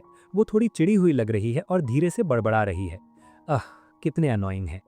इससे पता चलता है कि उसे इन बॉयज की बातें बिल्कुल पसंद नहीं आई। रुआ स्टूडेंट काउंसिल रूम का स्लाइडिंग डोर जोर से खोलती है। अंदर देखते हुए थोड़े नखरे वाले टोन में आवाज लगाती है, हेलो, क्या स्टूडेंट काउंसिल प्रेसिडेंट यहाँ है? प्रेसिडेंट कोचो रुआ को स्टूडेंट काउंसिल रूम में देखकर थोड़ी हैरान होती है। रुआ बड़ी सी स्माइल के साथ उससे मिलती है। प्रेसिडेंट कोचो, रुआ सान, तुम्हारा यहाँ आना तो काफी रेयर है। रुआ पेपर हाथ में पकड़े हुए मुस्कुराती है और कहती है, बहुत दिनों बाद मिल रहे हैं। हमें रूम का वाइड शॉट दिखाया जाता है। रुआ आगे बढ़कर प्रेसिडेंट कोचो को एक पेपर पकड़ाती है। रुआ, तो बात यह है कि मैंने एक्चुअली एक नया स्कूल रूल बनाया है। प्रेसिडेंट कोचो थोड़ी कंफ्यूजन के साथ पूछती है, एक स्कूल रूल? रुआ कॉन्फिडेंटली जवाब देती है, हाँ, ये रहा, मैंने पहले ही चेयरमैन से इसकी अप्रूवल ले ली है, तो अब बस तुम्हें इसका पेपर वर्क हैंडल करना है। इससे पता चलता है कि रुआ के पास इतनी पावर है कि वो सीधा चेयरमैन से रूल्स पास करवा सकती है। जैसे ही प्रेसिडेंट कोचो उस पेपर में लिखा हुआ नया रूल पढ़ती है, उसके होश उड़ जाते हैं। उसके चेहरे पर शौक साफ दिख रहा है, एक एक्सक्लेमेशन मार्क के साथ। प्रेसिडेंट कोचो पेपर को ध्यान से देखते हुए घबराकर बड़बड़ाती है, ये तो। रुआ वहां से जाते हुए दिखाई देती है। वो दरवाजे पर खड़े होकर बाय करते हुए मुस्कुराती है और जाने से पहले एक और बॉम्ब फोड़ती है। और हाँ, कल होने वाली पूरे स्कूल की असेंबली में हम सभी स्टूडेंट्स को इस नए रूल के बारे में अनाउंस करने वाले हैं। खैर, मैं थोड़ा बिजी हूँ, तो बाकी का काम मैं तुम पर छोड़ रही हूँ। जैसे ही रुआ वहां से जाती है, अगले पैनल में पूरे स्टूडेंट काउंसिल रूम का वाइड शॉट दिखाया जाता है। वहां एकदम सन्नाटा छा गया है। सभी मेंबर्स जैसे कि मोरी, किजिमा, बाकी लड़कियां चुपचाप बैठे हैं और उन्हें समझ नहीं आ रहा कि अचानक से ये क्या मुसीबत आ गई है। उसके बाद हमें प्रेसिडेंट कोचो का क्लोजअप दिखाया जाता है। उसने अपना हाथ अपने माथे पर रखा हुआ है और वो बहुत स्ट्रेस में और परेशान लग रही है। आखिरी पैनल में आसमान का एक शांत शॉट दिखता है, जो कि आने वाले तूफान से पहले की शांति को दर्शाता है। प्रेसिडेंट कोचो थकान और परेशानी में बड़बड़ाती है, हे भगवान, मेरा तो सर दर्द होने लग गया है। सीन अगले दिन नेक्स्ट मॉर्निंग पर शिफ्ट होता है, जहां पूरे स्कूल की असेंबली चल रही है। स्टेज पर एक स्ट्रिक्ट और गुस्से वाले चेहरे वाला आदमी माइक पर खड़ा है। ये देखकर लगता है कि ये स्कूल का प्रिंसिपल है। वो सभी स्टूडेंट्स को एक बहुत ही सीरियस भाषण दे रहा है। ये दुनिया बहुत कठोर है। हमें असेंबली हॉल का एक वाइड शॉट दिखाया जाता है। सारे स्टूडेंट्स चुपचाप लाइन में खड़े होकर उनकी बात सुन रहे हैं। उनकी बातें किसी आम स्कूल स्पीच की जगह किसी मिलिट्री रूल जैसी लग रही है। प्रिंसिपल, जिनके पास पावर होती है उन्हें रिवॉर्ड मिलता है, और जिनके पास नहीं होती उन्हें कुछ नहीं मिलता। ताकतवर लोग आगे बढ़ते हैं और कमजोर लोग गिर जाते हैं। यही इस समाज का असली सच है। प्रिंसिपल का एकदम क्लोजअप फेस दिखाया जाता है। उनके चेहरे पर बहुत सीरियसनेस और थोड़ा गुस्सा सा दिख रहा है। वो अपना भाषण जारी रखते हुए आगे कहते हैं, मैं नहीं चाहता कि तुम में से कोई भी लूजर्स बने। यही मेरा मिशन है और इस एकेडमी का भी यही मिशन है। हमें भीड़ में खड़े कजुमा का क्लोजअप दिखाया जाता है, जो बड़ी शांति से और सीरियस होकर प्रिंसिपल की बातें सुन रहा है। उसकी आंखों में एक अलग ही फोकस दिख रहा है। बैकग्राउंड में प्रिंसिपल अपनी बातों को आगे बढ़ाते हैं और वही बड़ी अनाउंसमेंट करते हैं जिसका हमें इंतजार था। इसीलिए आज तुम सबको और भी आगे बढ़ने के लिए पुश करने के लिए मैं तेकाई एकेडमी के लिए एक नए सिस्टम की घोषणा करने जा रहा हूँ। हमें दोबारा प्रिंसिपल स्टेज पर पोडियम के पीछे खड़े दिखते हैं। वो आखिरकार उस नए सिस्टम का नाम और उसका सबसे बड़ा रूल पूरे स्कूल के सामने अनाउंस करते हैं, द बैज सिस्टम। इस सिस्टम के तहत जो स्कॉलरशिप स्टूडेंट्स इस एकेडमी के टॉप पर हैं वो गोल्ड बैजेस पहनेंगे, जबकि ऑर्डिनरी स्टूडेंट्स सिल्वर बैजेस पहनेंगे। स्टूडेंट्स की अनाउंसमेंट का असर दिखाया जाता है। कजुमा हैरान होकर इस नए रूल के बारे में सोचती है। उसके ठीक बगल में भीड़ में खड़े बाकी स्टूडेंट्स भी इस भेदभाव वाले रूल को सुनकर थोड़े कंफ्यूज्ड और परेशान दिखते हैं। एक बैच सिस्टम? उसके चेहरे पर एक एक्सक्लेमेशन मार्क है जो उसकी हैरानी दिखाता है। स्टूडेंट्स की भीड़ हाँ आपस में फुसफुसाते हुए। आखिरी पैनल में हम देखते हैं कि प्रिंसिपल स्टेज पर साइड में हट जाते हैं और एक लड़की को आगे आने का इशारा करते हैं। ये वही लड़की है जिसने कल प्रेसिडेंट कोचू की नींद उड़ाई थी, रुआ। इसके डिटेल्स के बारे में कहता है, जिसने इस सिस्टम का प्रपोजल दिया था, मैं उन्हें आगे बुला रहा हूँ। स्टूडेंट काउंसिल ऑफिसर ताकायाशी की रुआ आगे की बात एक्सप्लेन करेंगी। हमें रुआ स्टेज पर आते हुए दिखती है। वो पूरे जोश में है, एकदम एक्साइटेड लग रही है और सभी बच्चों की तरफ हाथ यानी वेव करके अपना इंट्रोडक्शन देती है। हाय, मैं ताकायाशी की रुआ हूँ। रुआ पोडियम पर माइक के सामने आती है और बोलना शुरू करती है, जैसे कि वो से ग्रैंडपा या दादाजी बोलने वाली थी, बात संभालते हुए। मेरा मतलब है, जैसे कि प्रिंसिपल ने अभी बताया। स्टूडेंट्स की भीड़ पर फोकस करता है जो बड़ी शांति और ध्यान से रुआ की आगे की बातें सुन रहे हैं। रुआ, अब से सभी स्कॉलरशिप स्टूडेंट्स को एक स्पेशल गोल्ड बैज दिया जाएगा। आखिरी पैनल में हमें एक क्लोजअप शॉट दिखाया जाता है जहां स्कूल की यूनिफॉर्म पर वो चमकता हुआ स्टार शेप का गोल्ड बैज लगा हुआ है। रुआ अपने इस नए रूल का सबसे मेन हिस्सा बताती है। मेरी ही तरह सारे स्कॉलरशिप स्टूडेंट्स ये ध्यान रखें कि कैंपस यानी स्कूल में आप हमेशा ये बैज पहन कर रखें, ओके? भीड़ में खड़े स्टूडेंट्स के पीछे से स्टेज का व्यू देखते हैं। रुआ अपनी बात को आगे बढ़ाते हुए स्कॉलरशिप स्टूडेंट्स को उनके इस नए गोल्ड बैज का असली पर्पस समझाती है। इस तरह से आपको एक स्कॉलरशिप स्टूडेंट होने के गर्व और जिम्मेदारी का और ज्यादा एहसास होगा और मुझे लगता है कि इससे आप लोग और भी ज्यादा मेहनत कर पाएंगे। हमें रुआ एक सिल्वर बैज पकड़े हुए दिखती है। ये बैज स्टार शेप का है पर गोल्ड वाले से थोड़ा अलग लग रहा है। अब रुआ आम स्टूडेंट्स के लिए रूल बताती है और बाकी सभी रेगुलर स्टूडेंट्स के लिए इस मैसेज के साथ कि मेहनत करो ताकि तुम भी गोल्ड बन सको, आप सबको सिल्वर बैजेस दिए जाएंगे। रुआ एक बहुत ही चीयरफुल और क्यूट पोज बनाते हुए देखती है, लेकिन उसकी बातों में एक सीधा सा चैलेंज छिपा हुआ है। तेकाई एकेडमी में एक ऐसा सिस्टम है जहां आप एडमिशन लेने के बाद भी स्कॉलरशिप स्टूडेंट बन सकते हैं। इसीलिए सभी लोग, चाहे बात एकेडमिक्स की हो, क्लब्स की हो या किसी और एक्स्ट्रा करिकुलर एक्टिविटी की हो, चलो जमकर मेहनत करें ताकि आप लोग स्कॉलरशिप स्टूडेंट से हार ना जाएं। हम देखते हैं कि रुआ की मीठी बातों में आकर ज्यादातर रेगुलर स्टूडेंट्स उसकी साइड हो गए हैं। उन्हें इस नए सिस्टम का असली खतरा समझ नहीं आ रहा है और वो बस उसकी क्यूटनेस पर फिदा है। स्टूडेंट्स की आवाजें राइट टू लेफ्ट, सही है, शायद मैं भी अब थोड़ी और मेहनत करूंगा। रुआ ही में कितनी क्यूट है। फोकस दोबारा कजुमा पर शिफ्ट होता है। उसके चेहरे पर हल्का सा पसीना है और वो काफी सीरियस और टेंस लग रहा है। भीड़ के बिल्कुल अपोजिट कजुमा को समझ आ गया है कि रुआ की इन मीठी बातों के पीछे क्या चाल छिपी है। कजुमा अपने मन में सोचते हुए, नहीं, ये सिस्टम बहुत खतरनाक है। रुआ दोबारा मुस्कुराते हुए बोलना शुरू करती है और अपने भाषण को खत्म करते हुए पूरे स्कूल के सामने एक आखिरी पॉइंट रखती है। आखिर में स्टूडेंट काउंसिल की तरफ से आप सभी से एक रिक्वेस्ट है। रुआ असेंबली की तरफ देखते हुए, गोल्ड बैजेस पहनने वाले स्कॉलरशिप स्टूडेंट्स बहुत ही वैल्यूएबल एसेट्स हैं जो इस स्कूल के आगे बढ़ने में योगदान देते हैं। टॉप पैनल में रुआ स्टेज पर माइक के थोड़ा करीब झुककर खड़ी है। उसके चेहरे पर वही बड़ी सी मीठी स्माइल है, लेकिन उसकी बातों में रेगुलर स्टूडेंट्स के लिए एक छिपी हुई वार्निंग है। वो बताती है कि आम बच्चों को इन गोल्ड बैज वालों के साथ कैसा बर्ताव करना है। इसीलिए सभी लोग जितना ज्यादा हो सके कृपया उन्हें रिस्पेक्ट यानी इज्जत दिखाना ना भूले, ओके? अगले पैनल में हमें असेंबली हॉल की छत और वहां लगी घड़ी का शांत व्यू दिखता है। बैकग्राउंड में बच्चे तालियां बजा रहे हैं और रुआ अपना भाषण खत्म करती है। असेंबली अब खत्म हो चुकी है हम देखते हैं कि सारे स्टूडेंट्स लाइन बनाकर हॉल से बाहर निकल रहे हैं। रुआ बड़ी खुशी खुशी और कॉन्फिडेंस के साथ वहां से निकल रही है और वहां खड़े बच्चे उसे शांति से जाते हुए देख रहे हैं। रुआ का प्लान पूरी तरह सक्सेसफुल हो चुका है। असेंबली से जाते जाते वो भीड़ की तरफ एक बहुत ही प्यारा सा विंक करती है। उसके आसपास बहुत सारे हार्ट्स और चमक दिखाए गए हैं जो उसकी आइडल जैसी इमेज को और बढ़ाते हैं। वो जानती है कि रेगुलर बच्चों को अपने कंट्रोल में कैसे रखना है। हॉलवे में उसके इस एक विंक ने बवाल मचा दिया है। सारे आम लड़के रुआ की क्यूटनेस में पागल हो चुके हैं और आपस में झगड़ने लगते हैं। लड़का एक बड़ी खुशी से कहता है, यो, रुआ हिमे ने अभी ठीक मेरी तरफ देखकर विंक किया है ना? लड़का दो गुस्से में बोलता है, बिल्कुल नहीं, उसने साफ साफ मेरी तरफ देखा था। टीचर पीछे से उन्हें डांटते हुए, हे, वहां शांति रखो। एक तरफ जहां काजुमा के आसपास वाले लड़के ब्लशिंग कर रहे हैं और खुशी से पागल हो रहे हैं, वहीं काजुमा इन सब से बहुत इरिटेट हो रहा है। वो अपना सर पकड़कर भीड़ के बीच से गुजर रहा है और उसके चेहरे पर एकदम डार्क, सीरियस और थकान भरा एक्सप्रेशन है। काजुमा अपने मन में सोचते हुए धीरे से बड़बड़ाता है, मुझे तो ये सब देखकर उल्टी जैसा फील हो रहा है। एक खुले आसमान का शांत शॉट दिखाया जाता है। भीड़ और उस शोर शराबे से काजुमा की सच में तबीयत खराब होने लगती है, इसलिए वो वहां से निकलकर नर्स के ऑफिस यानी इन्फर्मरी की तरफ जाता है। रास्ते में चलते हुए उसने अपना हाथ मुंह पर रखा हुआ है क्योंकि उसे उल्टी जैसा लग रहा है। वो अजीब अनाउंसमेंट के बारे में सोचता है। मैं नर्स के ऑफिस जा रहा हूँ, काजुमा सोचते हुए। वैसे अगर सोचा जाए तो इस तरह की बड़ी अनाउंसमेंट्स करना आमतौर पर स्टूडेंट काउंसिल प्रेसिडेंट का काम होता है। काजुमा नर्स के ऑफिस के दरवाजे पर पहुंचकर नॉक करता है। दरवाजा स्लाइड करके खोलते वक्त उसके दिमाग में प्रेसिडेंट कोचो आती है।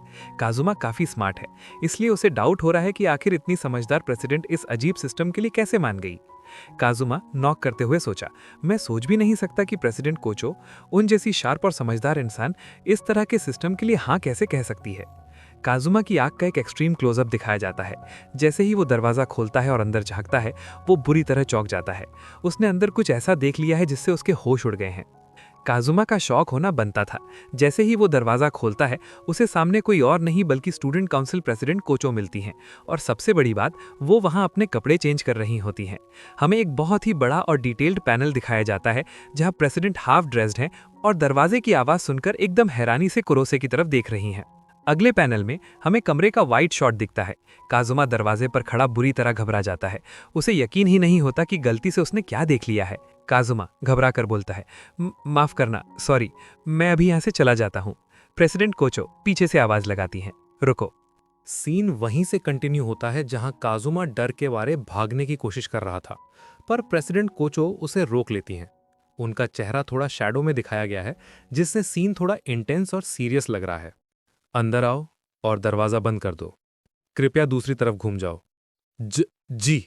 काजुमा बुरी तरह घबराते हुए और पसीना पोंछते हुए कहता है, जी। काजुमा दरवाजे की तरफ मुंह करके शांति से खड़ा हो जाता है, जबकि पीछे प्रेसिडेंट कोचो अपनी शर्ट पहन रही होती हैं। तभी वो कुछ ऐसा बोलती हैं जिससे काजुमा पूरी तरह चौंक जाता है। तुम क्लास 11 से सुजुकी काजुमा कुन हो, है ना? हैरानी से चेहरे पर एक्सक्लेमेशन मार्क के साथ पूछता है। आप मुझे कैसे जानती हैं? बड़ी शांति से जवाब देती हैं, मैं स्कूल के हर एक स्टूडेंट का नाम और क्लास जानती हूँ। काजुमा का साइड प्रोफाइल यानी चेहरा दिखाया जाता है। वो प्रेसिडेंट की इस बात से सच में बहुत इंप्रेस हो जाता है। तेकाई एकेडमी में 1000 से भी ज्यादा स्टूडेंट्स हैं। जैसे कि उम्मीद थी फ्लॉलेस प्रेसिडेंट कोचो से। हम देखते हैं कि प्रेसिडेंट कपड़े पहन चुकी हैं और काजुमा के ठीक पीछे आकर खड़ी हो जाती हैं। हमें सिर्फ उनके पैर और स्कर्ट दिख रही है। इतना काफी है, अब घूम जाओ। जब काजुमा घूमकर देखता है तो प्रेसिडेंट कोचो पूरी तरह यूनिफॉर्म पहन चुकी होती हैं। उन्होंने अपने हाथ क्रॉस किए हुए हैं और थोड़ी सीरियस लग रही हैं। काजुमा उनसे अपनी गलती के लिए माफी मांगता है। प्रेसिडेंट कोचो, मुझे सच में बहुत अफसोस है। नहीं, अगर देखा जाए तो असली गलती मेरी है। मैंने बिना दरवाजा लॉक किए ही कपड़े चेंज करना शुरू कर दिया था। सीन काफी डार्क और सीरियस हो जाता है। प्रेसिडेंट की बातें सुनकर काजुमा को समझ आता है कि वो इजीली यहां से बचकर नहीं जा सकता। फिर हमें प्रेसिडेंट के लिप्स का एक एक्सट्रीम क्लोजअप दिखाया जाता है जहां वो बहुत ही ड्रामेटिक बात बोलती हैं। पर मुझे अफसोस है, मैं तुम्हें इस तरह यहां से जाने नहीं दे सकती। मेरी शादी होने से पहले किसी जेंटलमैन का मुझे मेरे अंडरवेयर में देखना, ये मेरी जिंदगी की सबसे बड़ी बदनामी है। प्रेसिडेंट कोचो इस पूरी सिचुएशन का सल्यूशन निकालने के लिए काजुमा के सामने एक चॉइस रखती हैं। काजुमा बेचारा डर और कंफ्यूजन में पसीना पसीना हो रहा है। तो सुजुकी कुन, तुम क्या चुनोगे? चुनूंगा? बड़ी शांति और सीरियसनेस से जवाब देती हैं, हाँ। प्रेसिडेंट कोचो एकदम सीरियस लुक के साथ काजुमा की आंखों में आंखें डालकर खड़ी हैं। उनके आसपास का टेंशन साफ महसूस हो रहा है। वो काजुमा के सामने दो ऐसी खतरनाक चॉइसेस रखती हैं जिसे सुनकर किसी के भी होश उड़ जाएंगे। स्कूल से निकाल दिए जाओ या फिर मुझसे मंगनी कर लो। बाप रे बाप, ये ट्विस्ट तो किसी ने एक्सपेक्ट नहीं किया था। काजुमा के लिए तो ये आगे कुआं पीछे खाई वाली बात हो गई। एक तरफ स्कूल से रस्टिकेट होना, जहां नया बैच सिस्टम उसकी लाइफ वैसे ही खराब करने वाला था, और दूसरी तरफ तेकाई एकेडमी की सबसे परफेक्ट, खूबसूरत और स्ट्रिक्ट स्टूडेंट काउंसिल प्रेसिडेंट से सीधा सगाई करना। हमें काजुमा की आंखों का एक एक्सट्रीम क्लोजअप दिखाया जाता है। उसकी आंखें फटी की फटी रह गई हैं और दिमाग जैसे सुन्न पड़ गया है। प्रेसिडेंट की ऐसी खतरनाक बात सुनकर उसे एक झटके में समझ ही नहीं आता कि वो क्या रिएक्ट करे। हाँ, प्रेसिडेंट कोचो को बड़ी शांति से खड़े हुए देखते हैं, जैसे उन्होंने कोई बहुत आम सी बात कह दी हो। काजुमा अपनी घबराहट में हकलाते हुए उनसे सवाल करता है, प्रेसिडेंट कोचो, आप ये क्या कह रही हैं? काजुमा पसीना पसीना होते हुए अपने ऑप्शंस तोलता है। वो हकलाते हुए सोचता है कि चाहे जो हो जाए, स्कूल से निकलना तो उसके लिए सबसे बड़ी मुसीबत होगी। काजुमा की आधी अधूरी बात सुनकर ही प्रेसिडेंट कोचो बिना किसी एक्सप्रेशन के तुरंत फैसला सुना देती हैं, बड़ी शांति से। समझ गई, तो फिर एंगेजमेंट। प्रेसिडेंट कोचो का एक बहुत ही स्पार्कलिंग और खूबसूरत क्लोजअप दिखाया जाता है। उन्होंने तो जैसे काजुमा की आधी अधूरी बात को फाइनल हाँ मान लिया है और अपनी एंगेजमेंट कंफर्म कर दी है। बड़ी शांति और हल्के से रोमांटिक टोन में देखते हुए कहती हैं, मुझे आगे तुम्हारे साथ का इंतजार रहेगा सुजुकी कुन। काजुमा का चेहरा दिखाया जाता है। बेचारा अभी भी पूरी तरह शॉक में है और पसीना छोड़ रहा है। उसका दिमाग प्रोसेस ही नहीं कर पा रहा कि अभी आखिरी 1 मिनट में उसकी लाइफ कैसे पलट गई और बिना सोचे समझे उसकी सगाई स्कूल की सबसे बड़ी, परफेक्ट और स्ट्रिक्ट लड़की से फिक्स हो गई। काजुमा ब्लैंक फेस के साथ बस इतना निकालता है, हाँ। काजुमा को देखते हैं जो प्रेसिडेंट कोचो को ध्यान से घूर रहा है। काजुमा ने अपने दिमाग में मान लिया है कि सगाई वाली बात जरूर प्रेसिडेंट ने मजाक में कही होगी। वो अपने मन में उनके बारे में सोच रहा है। तो प्रेसिडेंट इस तरह के मजाक भी करती हैं, वो भी एकदम स्ट्रेट फेस के साथ। मैंने सुना था कि वो हमेशा कूल और परफेक्ट रहती हैं, एक ऐसी जीनियस जिसे कोई छू नहीं सकता। पर उनसे आमने सामने बात करके लग रहा है कि वो काफी अलग हैं। अगले पैनल में हमें दूर से दोनों का एक वाइड शॉट दिखाया जाता है। प्रेसिडेंट टॉपिक चेंज करती हैं और काजुमा से उसके वहां आने का असली रीजन पूछती हैं। तो सुजुकी कुन, अगर तुम यहाँ नर्स के ऑफिस में आए हो तो क्या तुम्हारी तबीयत ठीक नहीं है? काजुमा धीरे से जवाब देता है, हाँ थोड़ी सी, बस थोड़ी सी। फिर हमें काजुमा के चेहरे का एकदम सीरियस क्लोजअप शॉट दिखाया जाता है। उसके दिमाग में वही नया बैच सिस्टम चल रहा है और वो सोचता है कि प्रेसिडेंट से अकेले में इस बारे में पूछने का ये बिल्कुल सही मौका है। प्रेसिडेंट कोचो, मैं आपसे कुछ पूछना चाहता था। आखिरी छोटे पैनल में प्रेसिडेंट कोचो काजुमा की इस सीरियस टोन को सुनकर थोड़ी हैरान होती हैं। ध्यान से देखते हुए पूछती हैं, मुझसे क्या बात है?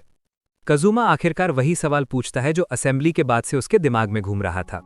हमें काजुमा का एक सीरियस साइड प्रोफाइल शॉट दिखाया जाता है जहां वो सीधे प्रेसिडेंट से उनकी राय यानी ओपिनियन मांगता है, असेंबली में अनाउंस किए गए उस नए बैच सिस्टम के बारे में।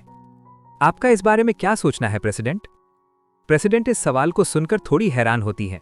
उनके चेहरे पर हल्का पसीना दिख रहा है और उनकी आंखों में हल्का डर और हिचकिचाहट साफ दिखाई दे रही है।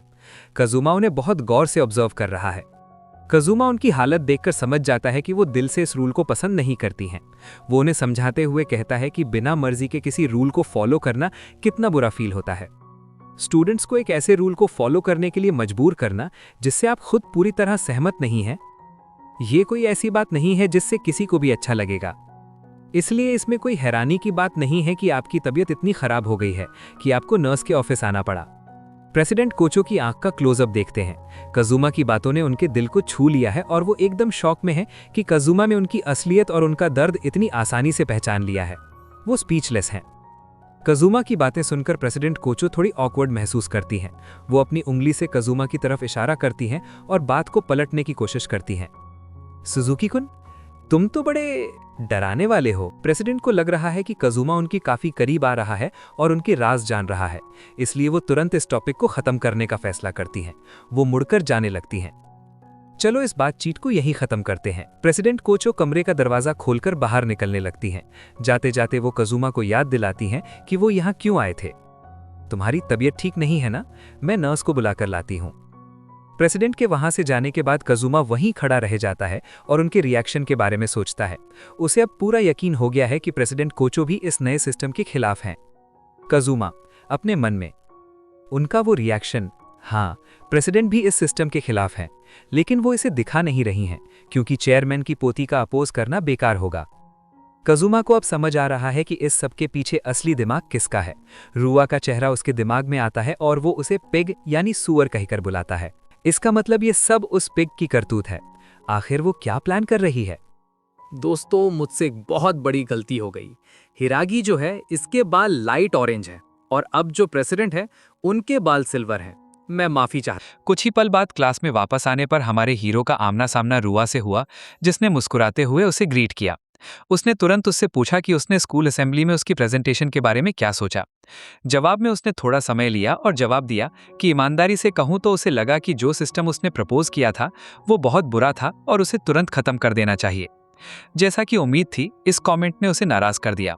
उसने इसे अनदेखा करने की कोशिश की, लेकिन फिर उसने कहा कि उसे आखिरकार समझ आ गया कि वो उससे क्यों दूरी बनाए रखता है।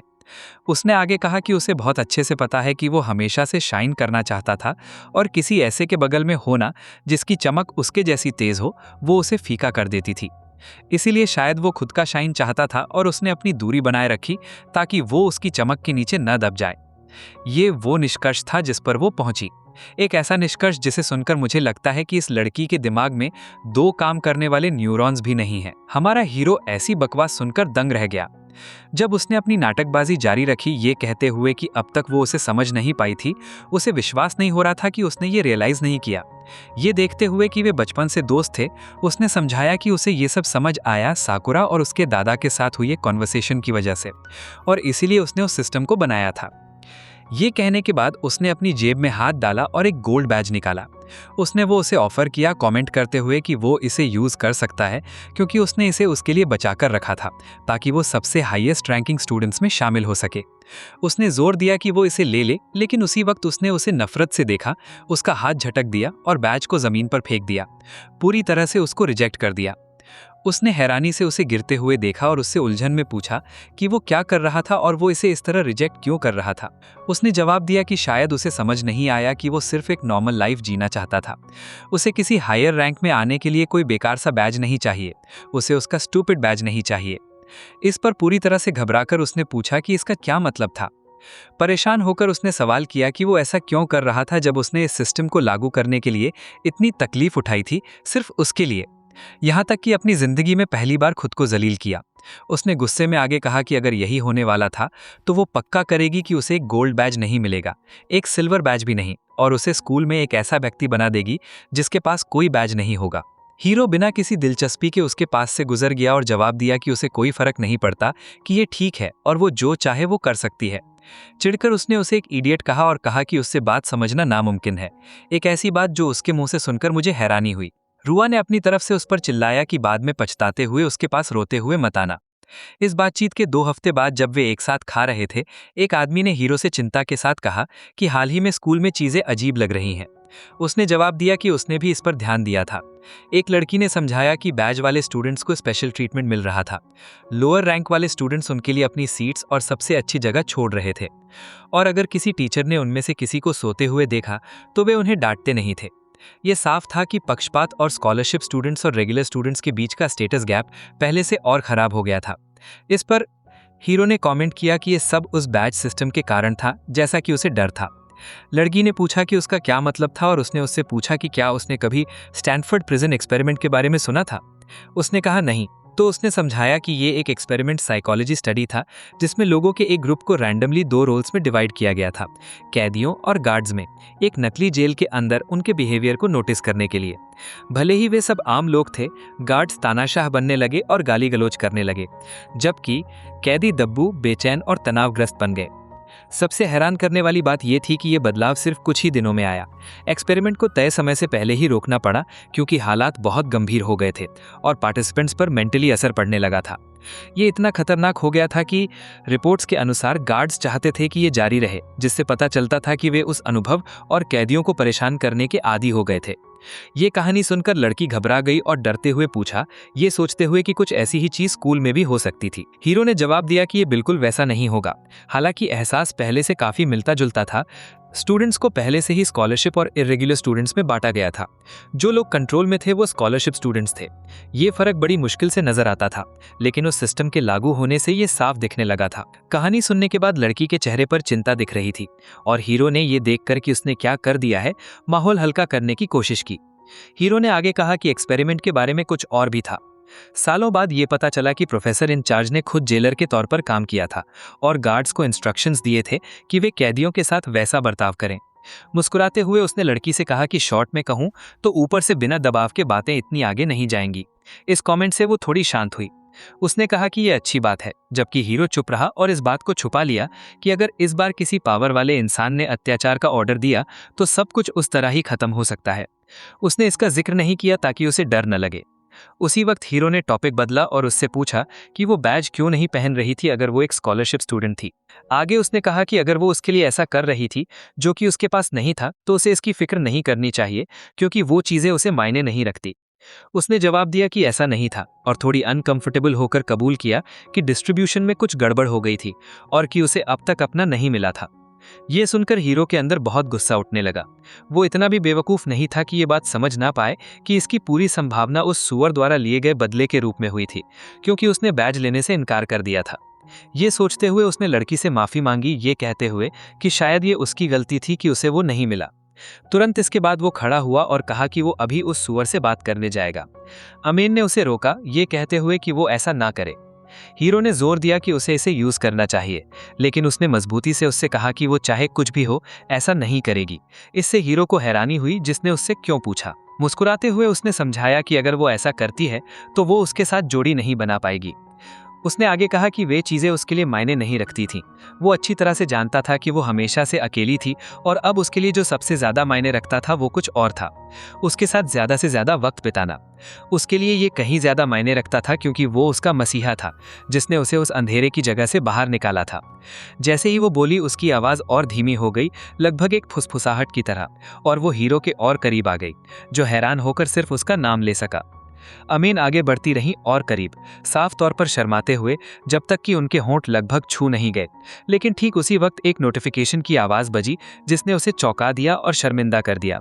उसने हीरो से माफ़ी मांगी, इससे पहले कि उसने ध्यान दिया कि उसे एक मैसेज आया था। उसने आगे कहा कि ये बेसबॉल क्लब से था, जिसने हीरो को अजीब लगा क्योंकि उसका स्पोर्ट्स से कोई लेना देना नहीं था।